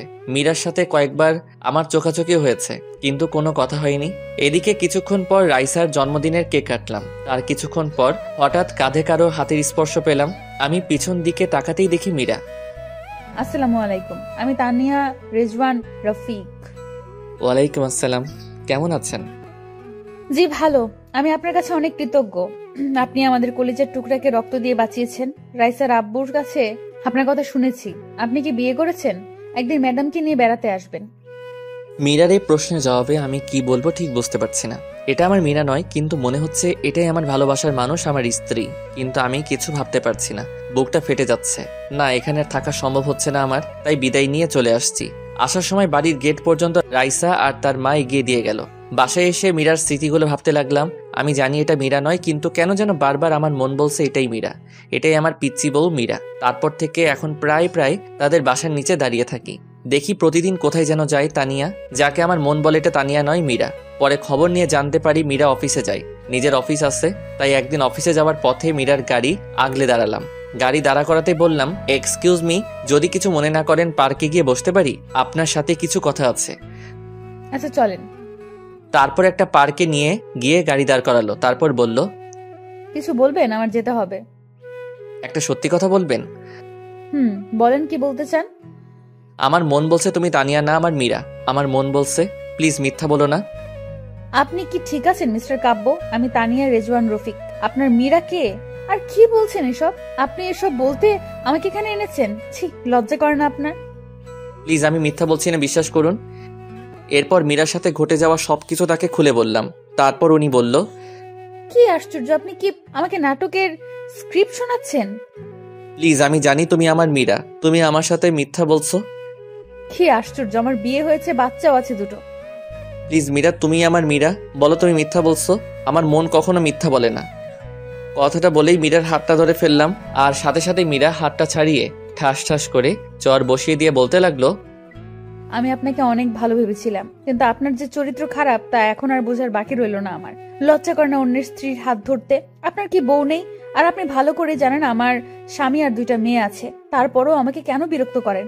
নির্ঘাত আমার মেয়ের জীবন বাঁচানোর জন্য আজ আপনাকে লোক ডেকে অপমান করলাম না, নইলে আজ আপনাকে পুলিশে দিতাম। ছোট লোক, নারীদের সম্মান করতে শিখেননি, মনে হয় জন্মের দোষ রয়েছে আপনার। কথাটা বলে জিভে কামড় দিল মীরা। এদিকে তানিয়া, যাকে মীরা ভেবে নিজের অজান্তে হাতটা ধরে ফেলেছিলাম, কিন্তু সে তো আমার মীরা না। নিজের প্রতি আজ প্রচন্ড ঘৃণা হচ্ছে। আজ আমার জন্য মা বাবা কথা শুনলো। সরি, আমি ঠিক এমনটি বলতে চাইনি। না, ঠিক আছে, বলবেন না কেন? আমি যে হতবাকা নিজের স্ত্রীকে কত কষ্ট দিয়েছি, এতটা ভালোবাসা সত্ত্বেও তাকে দূরে সরিয়ে দিয়েছি। তবে জানেন, এখনো মাঝরাতে উঠে তার জন্য কান্না করি, তার ছবিটা বুকে নিয়ে ঘুমাই, তার ডায়েরিটা বুকে নিয়ে প্রতি রাতে কাঁদি। 5 বছর পাগল হয়ে পাবনায় ছিলাম, জানি না আর কত কষ্ট পাবো। আল্লাহ আরো আমাকে কষ্ট দেন যেন। জানেন, যেদিন আপনাকে দেখছি সেদিন আপনার মন বলছে আপনি আমার মীরা, আমার কলিজার টুকরার মতো। কিন্তু না, সেটা আমারই ভুল। কারো মতো দেখতে বা কথা বলতে পারলেই সে যে আপন কেউ হবে তা তো কথা নয়। ক্ষমা করে দিবেন, ভালো থাকবেন। এই যে ডায়েরিটা, এখানে সব লেখা আছে। আবারও বলছি আপনাকে, আমার স্ত্রী ভেবে ডিস্টার্ব করার জন্য দুঃখিত। খুব বাজে তো আমি, তাই। আচ্ছা, আসি। চোখ দিয়ে অঝরে পানি পড়ছে, আর বাঁচার ইচ্ছে করছে না, বুকটা ফেটে যাচ্ছে। এখন শুধু বারবার মীরার চাঁদ মুখটা ভেসে উঠছে। এদিকে কখন যে আমি মাঝ রাস্তায় এসে পড়েছি জানি না। পিছন থেকে কে যেন আমাকে ডাকছে। আমি পিছন দিকে চেয়েই দেখি তানিয়া হাত দিয়ে ইশারা দিয়ে সরে যেতে বলছে, আর আমি শুধু মুগ্ধ নয়নে তাকিয়ে আছি। এদিকে তানিয়া দৌড়ে আসছে। কি সুন্দর লাগছে, মনে হচ্ছে আমার কলিজার টুকরা মীরা দৌড়ে আসছে আমাকে ভালোবাসার পরম শিহরণে জড়িয়ে নেওয়ার জন্য। হঠাৎ কি যেন ধাক্কা দিয়ে শূন্যে উড়িয়ে ফেলে দিল। পাশ দিয়ে একটা বাস চলে গেল। আমি ধাক্কা খেয়ে রাস্তার একপাশে গড়িয়ে পড়লাম। চোখ দুটো রক্তে বন্ধ হয়ে আসছে, নাক মুখ দিয়ে রক্ত বের হচ্ছে। অনুভব করতে পারছি কেউ বুকের সাথে শক্ত করে জড়িয়ে ধরে আছে আমায়, আর বলছে, ক্ষমা করে দাও আমায়, আমি তোমার মীরা, তোমার কিছুই হবে না, আমাকে ছেড়ে কোথাও যেতে পারো না তুমি। তারপর আর কিছু মনে নেই। অন্যদিকে একদল লোক এসে আমাকে হাসপাতালে নিয়ে যায়। এদিকে মীরাকে আজ পাগল পাগল লাগছে। ফোনটা বের করেই কাব্যর বাবার কাছে ফোন দিয়ে কাঁদতে লাগলো। কিরে মা, কাঁদছিস কেন? বাবা কাব্য। কাব্য, কি হয়েছে কাব্যর? বাবা কাব্য অ্যাক্সিডেন্ট করেছে। বাবা ওকে ছাড়া আমি বাঁচবো না, ওকে বাঁচান বাবা। আমার মেয়েটার কি হবে বাবা? আপনি প্লিজ সদর হাসপাতালে আসেন। এদিকে মীরার মুখে কাব্য বাবার দুর্ঘটনার কথা শুনে তার পায়ের নিচের মাটি সরে গেল। তাড়াতাড়ি তার মাকে ডেকে বলল, কই গো কাব্যর মা, চলো হসপিটালে যেতে হবে, আমাদের কাব্য অ্যাক্সিডেন্ট। কথাটা বলতে গিয়ে গলাটা ধরে গেল। কি হয়েছে আমার বাবার? তোমাকে বলেছিলাম আমার ছেলেটাকে আর কষ্ট দিও না, কিন্তু তোমরা সবাই মিলে আমার ছেলেটাকে প্রতি রাতে কাঁদিয়েছো। এদিকে হসপিটালে এসে দেখে কাব্যকে অপারেশন থিয়েটারে নিয়ে গেছে। মীরা কাঁদছে। রফিক সাহেবও আসছে, মীরাকে বোঝাচ্ছে। মীরা মাকে জড়িয়ে ধরে কাঁদতে কাঁদতে বলল, মা ও কোনো কথা বলছে না, ওকে ছাড়া সত্যি আমি মরে যাব। ওই আমার নিঃশ্বাস, আমি বাঁচবো না মা কাব্যকে ছাড়া। ওকে চিরদিনের জন্য পাওয়ার জন্য কত কিছুই না করেছি। এখনো প্রতি রাতে তার দেওয়া শেষ অবলম্বন রাইসাকে বুকে নিয়ে বেঁচে আছি। তখন হঠাৎ অপারেশন থিয়েটার থেকে একজন ডাক্তার বেরিয়ে আসতে মীরা দৌড়ে গেল। প্লিজ ডাক্তার বলেন আমার স্বামী কেমন আছে, ওর কিছু হবে না তো? প্লিজ ডক্টর, চুপ করে থাকবেন না। কিন্তু ডাক্তার চোখ থেকে পানি ছেড়ে দিয়ে বলল, দেখুন, আমরা আমাদের সর্বাত্মক চেষ্টা করেছি, কিন্তু এখন আমাদের আর করার কিছু নেই। আল্লাহকে ডাকেন, তিনি যদি ইচ্ছা করেন তাহলে বাঁচাতে পারেন। রোগী ক্রিটিক্যাল অবস্থায় আছে। ডাক্তারের কথা শুনে মীরার পায়ের তলার মাটি সরে গেল। চোখ থেকে টুপটাপ করে পানি ঝরছে। ডক্টর সাহেব, আমি কি কাব্যের সাথে দেখা করতে পারি? যান, তবে কোনো কথা বলবেন না। এদিকে মীরা ডাক্তারের কথা মতো ক্যাবিনে ঢুকতেই বুকটা হু হু করে কেঁদে দিল। সারা মুখ ব্যান্ডেজ করা, মুখে অক্সিজেন মাস্ক লাগানো। খুব কষ্ট লাগছে মীরার কাছে। কাব্যের মায়াবী মুখটা বারবার ভেসে উঠছে। মীরা কিছু ভাবতে পারছে না। তখন কাব্যের পা দুটি জড়িয়ে ধরে কাঁদতে লাগলো, আর কাঁদতে কাঁদতে বলল, কাব্য প্লিজ আমায় ক্ষমা করে দাও, আমায় ছেড়ে কোথাও যেও না, তোমার পায়ের নিচে থাকতে দিও আমায়। তোমার পায়ের নিচে যে আমার সব সুখ, আমি তোমাকে অনেক কষ্ট দিয়েছি, প্লিজ আমায় ছেড়ে দিও না। তুমি না বলেছো তোমার যদি কখনো মেয়ে হয় তার নাম রাইসা রাখবে? তুমি জানো না রাইসা তোমার আর আমার মেয়ে, জানো? তোমার মেয়ে জানে তুমি ওর বাবা। তোমাকে কতবার বাবা ডেকে বুকে জড়িয়ে নিতে চেয়েছিল, কিন্তু আমি তোমাকে বাবা বলে ডাকতে দেইনি। তুমি তোমার মেয়েকে বুকে জড়িয়ে নেবে না? ওই তোমার জীবন, আমার বেঁচে থাকার অবলম্বন। তোমাকে ছাড়া যে আমাকে কল্পনাও করতে পারি না। কথাগুলো বলতে বলতে পা দুটো বুকের সাথে জড়িয়ে কাঁদতে লাগলো, আর সমানে চুমু খেতে লাগলো। এদিকে পেছন থেকে একজন নার্স এসব দেখে নিজের অজান্তে কেঁদে দিয়েছে। তারপর মীরার কাঁধে হাত রেখে বলল, বোন প্লিজ এভাবে কান্না করো না, রোগীর ক্ষতি হবে, আল্লাহকে ডাকো। নার্সের কথা শুনে কাব্যের পা ছেড়ে দিলাম। কলিজাটা ফেটে যাচ্ছে। বাসা থেকে ফোন দিল, রাইসা নাকি খুব কাঁদছে, তার বাবার জন্য কেউ তার কান্না থামাতে পারছে না। রাইসা শুনেছে কাব্য নাকি অ্যাক্সিডেন্ট করেছে। তারপর আমি বাবাকে বলে বাসায় যাওয়ার জন্য বের হতেই এক লোক বলল, ম্যাডাম, হসপিটালে আসার সময় আপনার হাতে ডায়েরিটা ছিল। তারপর মীরা ডায়েরিটা হাতে নিয়ে বাসায় আসতেই, তুমি আমার বাসায় আসবে না, তুমি বাবাইকে কষ্ট দিয়েছো, আমি সব শুনেছি। তুমি আঙ্কেলকে ফোনে যখন বলেছো বাবা অ্যাক্সিডেন্ট করেছে, তাও আবার তোমার জন্য, তুমি আমাকে বাবা ডাকতে দাওনি। আমার বাবা অনেক ভালো, আমার জন্য সেদিন কান ধরেছিল, আমাকে জড়িয়ে ধরেছিল, আমাকে আদর করেছিল। আমি বাবাই ডাকতে চেয়েও আমি বাবাই দেখতে পারিনি, কারণ তুমি ডাক্তার নিষেধ করেছো বলে। তুমি ছোটবেলায় বাবার ছবি দেখে বলেছো এটা তোর বাবা। যেদিন বাবাকে প্রথম দেখলাম সেদিন দৌড়ে বাবার কোলে গেলাম, কিন্তু বলতে পারিনি তুমি আমায় ছেড়ে কোথাও যাবে না। যেই দিন স্কুলের মেয়েরা বাবার কোলে চড়তো, তখন তাদের বাবা তাদেরকে জড়িয়ে রাখতো। তখন আমি তাদের দিকে চেয়ে থাকি, আমার খুব কষ্ট লাগতো। কান্না করতে করতে কথাগুলো বলল রাইসা। রাইসা মামুনি, বাবাই ভালো হয়ে যাবে। মা আমার, তুমি কেঁদো না। তুমি আমার মা ডাকবে না, তুমি আমার কেউ না।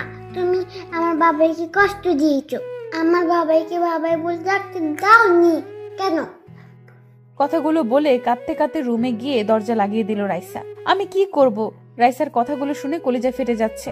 সত্যি তো, তোর বাবার থেকে রাইসাকে আমি দূরে রেখেছি। বারবার কাব্যের কথা মনে পড়ছে। রফিক ভাইয়াও কিছু বলছে না, শুধু বলল, মানুষটাকে বড্ড বেশি কষ্ট দেওয়া হয়ে গেছে রে মীরা। তারপর আমি দরজাটা লাগিয়ে বিছানায় শুয়ে বালিশে মুখটা লাগিয়ে কাঁদতে লাগলাম। হঠাৎ মনে পড়লো কাব্য একটা ডায়েরি লিখে গেছে। টেবিলের উপর থেকে ডায়েরিটা তুলে বুকে জড়িয়ে নিলাম। তারপর ডায়েরিটা খুলতেই আমি চমকে গেলাম। ডায়েরির প্রথম পৃষ্ঠায় লেখা, আমার এই হৃদয় লিখিলাম তোমার ইনাম। ডায়েরির পরের পাতা উল্টাতেই, ওগো হৃদয় রাঙিনী, জানি না কিভাবে শুরু করব। আমি যে অনেক বড় অপরাধী। তোমার অবুঝ ভালোবাসাকে আমি অবহেলা করেছি। জানো, যেদিন তোমাকে হারিয়ে ফেলেছি সেদিন বুঝেছি তুমি কতটা জোরে আমার জীবনে ছিলে। জানো, প্রতিদিন তোমার জন্য কেঁদেছি। মাঝরাতে উঠে আল্লাহর কাছে চাইতাম যেন আল্লাহ তাআলা তোমাকে আমার করে দেয়। প্রতি রাতে তোমার ছবিটা বুকে নিয়ে ঘুমাতাম, তোমার ছবি বুকে নিয়ে কাঁদতাম। জানো, মানুষ মারা গেলে নাকি তারা হয়ে যায়, তাই প্রতি সন্ধ্যায় আকাশের তারাদের সাথে কথা বলতাম যেন আমার হৃদয় রাঙিনীকে তারা যেন কষ্ট না দেয়। রাতের আকাশের সবচেয়ে উজ্জ্বল তারাকে তুমি মনে করে কাঁদতাম আর বলতাম, অভিমান ভেঙে এসো না, জড়িয়ে নাও তোমাতে, আমি যে আর পারছি না তোমার বিরহে, এসব বলে কাঁদতাম। কিন্তু তুমি এতটাই আমার প্রতি অভিমান করেছিলে যে যার জন্য আমার সাথে কথা বলো না, শুধু করুণ দৃষ্টিতে আমার দিকে তাকিয়ে থাকতে। সত্যি কি তুমি আমাকে ক্ষমা করবে না? জানো, খুব ইচ্ছা করে তোমাকে এই মরুর বুকে জড়িয়ে নিয়ে শান্ত করতে আমারই প্রাণ। মীরা, জানো, আজ একটা বাচ্চা মেয়েকে দেখে তোমার কথা বড্ড বেশি মনে পড়ছে। বাচ্চাটা দেখতে ঠিক তোমার মতোই। আমি এতটাও হতভাগী, নিজের বাচ্চাকে নিজের হাতে নষ্ট করেছি। জানো, এখনো সেই রাতের কথাগুলো ভুলতে পারি না। তোমাকে দেওয়া প্রতিটা চরের আঘাত আমার কলিজাতে লেগেছে। জানো, পরের দিন যখন বাচ্চাটাকে ব্লাড দিলাম, সেদিন মনে হয়েছে আমার খুব কাছের কাউকে আমি রক্ত দিচ্ছি। বাচ্চাটার জন্মদিন, বাচ্চাটাকে বুকে জড়িয়ে নিতেই তোমার শরীরের গন্ধ পেলাম। কিন্তু যখনই সিঁড়িতে তোমার মতোই কাউকে দেখলাম, তখন সত্যি ভেবে নিয়েছিলাম আল্লাহ আমার ডাক শুনেছে। আমি আনন্দে আত্মহারা হয়ে গিয়েছিলাম। কিন্তু যখন শুনেছিলাম ওটা তুমি মীরা নও, আমাকে চিনো না, তখন আমার কলিজাটা ফেটে যাচ্ছিল। যখন রফিক সাহেব এসে হাত ধরলো আমার কাছে, তখন মনে হয়েছিল কেউ যেন আমার কলিজাটা দুমড়ে মুচড়ে ছিঁড়ে নিয়ে যাচ্ছে। জানো, তুমি নেই জেনেও নিজের অজান্তে পাগলামি করেছি আর বাসায় এসে কেঁদে বুক ভাসিয়েছি। পরের দিন ঠিক করলাম তোমার জন্য লেখা ডায়েরিটা তানিয়া আপুকে দিয়ে তোমার কাছে চলে আসবো।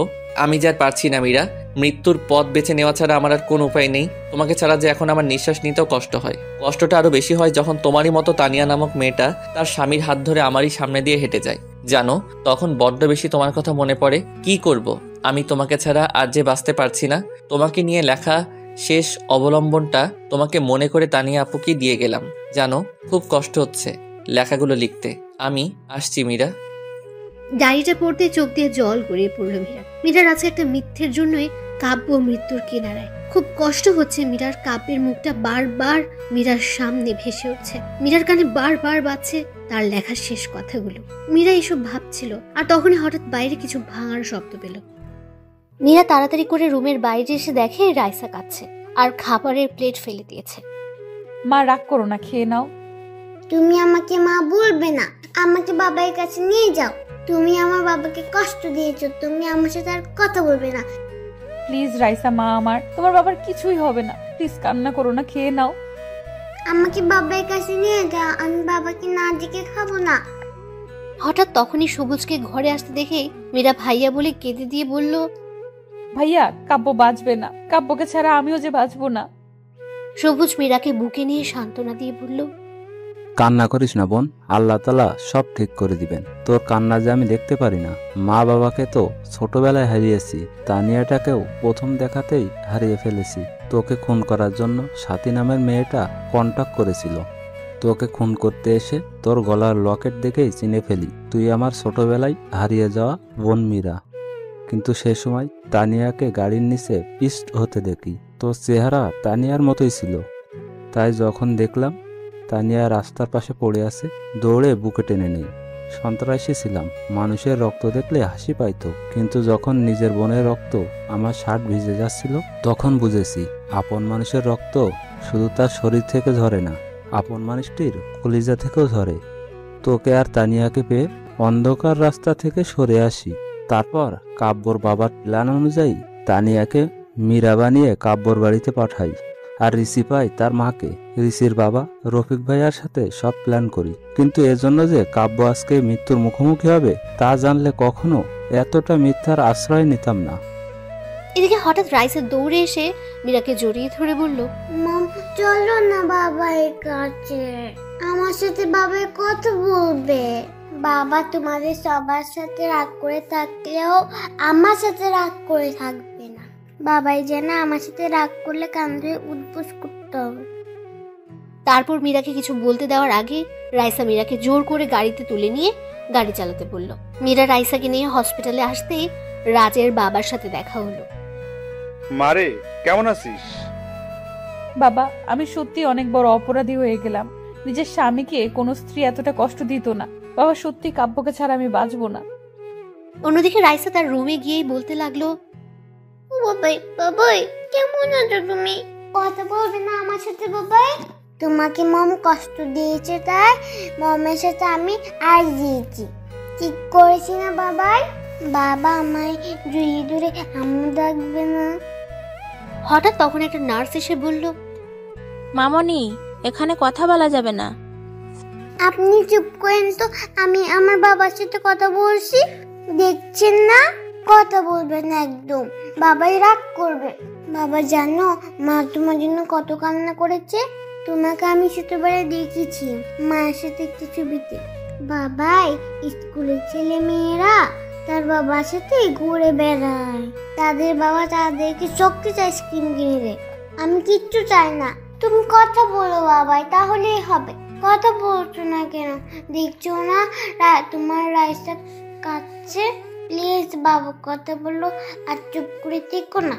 তোমার এত অভিমান কিসের বাবাই? আমাকে একটু জড়িয়ে ধরো। মা তোমার জন্য রাতে ঘুমের মধ্যে কান্না করে। দেখো দেখো দাদু ভাইও কাঁদছে। আমি কোনো কিছুই খাইনি, তুমি আমাকে খাইয়ে দিবে না? তুমি আমাকে খাইয়ে না দিলে আমি খাবো না। কথা বলছো না কেন? আমার কষ্ট হচ্ছে বাবাই। এদিকে রাইসার কান্না দেখে সবাই কাঁদছে। মীরার কাছে মনে হচ্ছে তার কলিজাটা ফেটে যাচ্ছে। কিছুক্ষণ পর কাব্য কেমন যেন করতে লাগলো। ডাক্তার এসে দেখতে কেমন যেন নড়াচড়া বন্ধ করে দিল। তারপর রুম থেকে বের হয়ে ডাক্তার চোখের পানি ছেড়ে দিয়ে বলল, সরি। কথাটা শুনেই মীরা হসপিটালের ফ্লোরে পড়ে গেল। সরি, আমাদের আর কিছু করার নেই। আপনারা আল্লাহকে ডাকেন, আল্লাহ যদি তাকে স্বয়ং সুস্থ করে দেয়। ডাক্তারের কথাটা শুনেই মীরা হসপিটালের ফ্লোরে পড়ে গেল। তারপর সবাই মীরাকে নিয়ে বেডে শুয়ে দিল। এদিকে সবাই কান্না করছে। রাইসা গিয়ে কাব্যের মাথায় হাত বুলিয়ে দিচ্ছে আর বাবাই বাবাই করে ডাকছে। রাইসার কান্না দেখে সবাই কাঁদছে। কাব্যের স্যালাইন নেওয়াও বন্ধ হয়ে গেছে। হঠাৎ তখনই ডাক্তার এসে কাব্যের মুখ থেকে অক্সিজেন মাস্ক খুলে দিল। তারপর স্যালাইনটাও খুলে দিয়ে বলল, কাব্য আর কোনোদিন ফিরবে না, যা ভেবেছিলাম তাই হলো। এদিকে মীরা ভাবতে পারছে না কাব্য মারা গেছে। সবাই কান্না করছে। মীরা নিস্তব্ধ হয়ে গেছে। রাইসা কাঁদছে আর বলছে, বাবাই ও বাবাই কথা বলো বাবাই, কথা বলবেন আমার সাথে? বাবাই তুমি আর আমাকে প্রাপ্তি দেবে না? আমার খুব কষ্ট হচ্ছে বাবাই। আল্লাহকে পিচ্ছি বলে আমার চোখের পানি দেখে না। ও আল্লাহ, তুমি তো বলেছো ছোট বাচ্চারা নিষ্পাপ হয়, তাদের কোনো পাপ থাকে না, তাদের কথা গ্রাহ্য করতে পারো না। ও আল্লাহ দেখো আমি কাঁদছি, তুমি আমার বাবাইকে বলো আমার সাথে কথা বলতে। তুমি কথা বলতে বললে বাবাই আর চুপ করে থাকতে পারবে না। দেখো তো বাবাই আমার সাথে অভিমান করেছে, আমাকে তো কোলেই নেয় না, আদরও করে না, আমার কষ্ট হয় না বুঝি? বাবাই ও বাবাই কথা বলো। মামা দেখো বাবাই কথা বলছে না, বাবাইকে বলো কথা বলতে। এদিকে সবাই কাব্যের জানাজা করে কবরে নিয়ে যাচ্ছে। মীরা বাক রুদ্ধ হয়ে গেছে। ফ্যাল ফ্যাল করে তাকিয়ে আছে কাব্যের চলে যাওয়ার দিকে। মীরার কলিজাটা ফেলে যাচ্ছে। আজ একটা ভুলের জন্য কাব্য সারা জীবনের জন্য হারিয়ে গেল মীরার জীবন থেকে। মম বাবাকে কোথায় নিয়ে যায় বলো না মা? বাবাকে সবাই কোথায় নিয়ে যায়? বাবাকে রাগ করেছে তাই নিয়ে যাচ্ছে। বাবা আবার কখন আসবে মা? বললো না মা, আমার বাবাকে সবাই কোথায় নিয়ে যায়? রাইসার কথা শুনে মীরার কষ্টে বুকটা ফেটে যাচ্ছে, নিঃশ্বাস নিতে কষ্ট হচ্ছে। রাইসাকে বুকের সাথে শক্ত করে জড়িয়ে ধরেছে মীরা। রাইসাকে কি বলবে সে উত্তর যে মীরার কাছে নেই। এদিকে কাব্যকে কবরে নামালে মীরা আর থাকতে পারে না, দৌড়ে চলে যায় কবরের কাছে, গিয়ে বলতে লাগলো, আমি আমার স্বামীকে কোথাও যেতে দেব না, তোমরা কেউ আমার স্বামীকে দূরে সরিয়ে দিও না। এদিকে মীরার চিৎকার চেঁচামেচি শুনে কাব্যের বাবা মীরাকে গিয়ে জিজ্ঞেস করলো, কি হয়েছে মা, তুই কাঁদছিস কেন? বাবা কাব্যকে কবর দিয়ে দিচ্ছে। বাবা প্লিজ কাব্যকে কবর দিতে দিয়েন না, ওকে ছাড়া আমি বাঁচবো না। বাবা সত্যি ওকে ছাড়া মরে যাব। মারে, তুই দুঃস্বপ্ন দেখছিস, কাব্য বেঁচে আছে। ডাক্তার আল্লাহকে ডাকতে বলল। আমি জানি তুই কাব্যকে অনেক ভালোবাসিস, এত কষ্ট দেওয়ার পরেও তুই ওকেই ভালোবেসে গিয়েছিস। বাবা কাব্য কোথায়? কাব্যর বেডে। তারপর মীরা দৌড়ে কাব্যের ব্যাটে গিয়ে দেখে রাইসা কাব্যের বুকে শুয়ে আছে, মুখে অক্সিজেন মাস্ক লাগানো, শরীরে স্যালাইন দিচ্ছে। মীরা তাড়াতাড়ি গিয়ে কাব্যের কপালে চুমু দিয়ে কাব্যের পা ধরে কাঁদতে লাগলো। প্লিজ তুমি আমাকে ছেড়ে দিও না, কিভাবে বাঁচবো আমি তোমায় ছাড়া? তুমি যে আমার জীবন, তুমি যে আমার ভালোবাসা। প্লিজ ম্যাডাম, এভাবে কাঁদবেন না, পেশেন্টের সমস্যা হবে, পারলে আল্লাহকে ডাকেন। তারপর মীরা ঘড়ির দিকে তাকিয়ে দেখে রাত 1টা বাজে। মীরা তাড়াতাড়ি গিয়ে 2 রাকাত নফল নামাজ শেষ করলো। মোনাজাতে 2 হাত উত্তোলন করে বলতে লাগলো, হে পরম করুণাময় আল্লাহ তাআলা, হে রহিম রহমান, এই শেষ রাতে পৃথিবীর সকল মানুষ যখন ঘুমন্ত, এমন সময় তোমার পবিত্র দরবারে 2টি হাত তুলে ধরেছি। ছোটকালেই মা বাবাকে হারিয়েছি, বাবার স্নেহ কি জিনিস কখনো তা পাইনি মায়ের ভালোবাসা। এখন আমার জীবনের একমাত্র অবলম্বন আমার স্বামী। আজ আমার স্বামীর জীবন ভিক্ষা চাই তোমার দরবারে। হে আল্লাহ, ফকির এক দরজায় ভিক্ষা না পেলে আরেক দরজায় যায়, আর তুমি ছাড়া তো আমার কোনো দরজা নাই। এই ভিখারিনীকে তুমি খালি হাতে ফিরিয়ে দিও না। আমি কিচ্ছু চাইনি কোনোদিন তোমার দরবারে, কোনোদিন বলিনি বা অভিযোগ করিনি মা বাবাকে কেন কেড়ে নিলে। আল্লাহ, তোমার কাছে আমার স্বামীর জীবন ভিক্ষা চাই।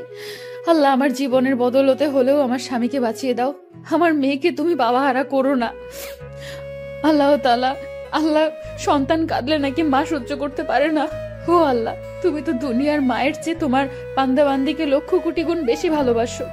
আল্লাহ, এই নিশি রাতে তুমি কি আমার কথা শুনতে পাচ্ছ না? আমার স্বামীকে সুস্থ করে দাও হে আল্লাহ, আমার বেঁচে থাকার অবলম্বনকে আমার কাছ থেকে সরিয়ে দিও না। নিশ্চয়ই তোমার গুনাহগার বান্দির দোয়া কবুল করেছো। এই কথা বলে মোনাজাত শেষ করে জায়নামাজে ঘুমিয়ে গেল মীরা। তারপর ভোরের আলো পড়তেই মীরার ঘুম ভেঙে গেল, আর মীরা উঠে দৌড়ে কাব্যের ব্যাডের কাছে গেল। মীরা গিয়ে দেখে কাব্যের অক্সিজেন মাস্ক খোলা। তারপর ডাক্তার এসে বলল, সরি, কাব্য আর ফিরবে না। কথাটা বলে ডাক্তার চলে গেল। সাথে সাথেই মীরা চিৎকার করে করে কাঁদছে আর বলছে, না, আমার কাব্য আমাকে ছেড়ে কোথাও যেতে পারে না। তখন সাথে সাথে কাব্যের পা দুটো জড়িয়ে ধরে বলতে লাগলো, এই তুমি আমাকে ছেড়ে যেও না, আমি সত্যি তোমাকে ছাড়া বাঁচবো না। তোমার বুকেই যে আমার শেষ ঠিকানা, প্লিজ কথা বলো, আর চুপ করে থেকো না। এসব বলছে আর কাব্যের পা জড়িয়ে ধরে কাঁদছে মীরা। মীরা কাঁদতে কাঁদতে কাব্যের কপালে গিয়ে ভালোবাসার স্পর্শ রেখে দিল। আর তখন কে যেন মীরাকে শক্ত করে জড়িয়ে ধরলো। মীরা মাথা তুলে তাকিয়ে দেখে কাব্য মীরাকে শক্ত করে জড়িয়ে ধরেছে। তারপর কাব্য বলছে, আমি কি আমার পিচ্চি বউটাকে রেখে মরতে পারি? আমি যে আমার পিচ্চি বউটাকে বড্ড বেশি ভালোবাসি, আমার পিচ্চিটাকে কি জড়িয়ে ধরতে পারি? যা দুষ্টু। কথাটা বলে কাব্যের বুকে মুখ লুকালো মীরা। এই কি করছো? শার্ট তো ভিজে গেল। ভিজুক, কেন কষ্ট দিলে আমায়? তুমিও তো আমাকে কম কষ্ট দাওনি। 5 বছর তোমাকে ছাড়া কাটিয়েছি, তাই আমিও ডাক্তারকে সবকিছু বলে ডাক্তারের সাথে প্ল্যান করে এসব করেছি। তবে হ্যাঁ, অ্যাক্সিডেন্ট কিন্তু সত্যি সত্যি হয়েছিল। আচ্ছা মীরা, সত্যি যদি আমি হারিয়ে যেতাম? কথাটা বলার সাথে সাথেই মীরা আমার মুখে হাত দিয়ে ফেলল। কি বলছো? তাহলে আমার কি হবে? এখন তো বাসরাত বাকি, আর এখন আমি কিন্তু আর পিচ্ছি না। আমি তখন হেসে দিয়ে মীরাকে জড়িয়ে ধরলাম, আর তখনই হঠাৎ রাইসা এসে বলল, বাবাই শুধু মাকে আদর করবে, আমায় আদর করবে না? তারপর আমি রাইসাকে কোলে নিয়ে দুজনেই হেসে দিলাম।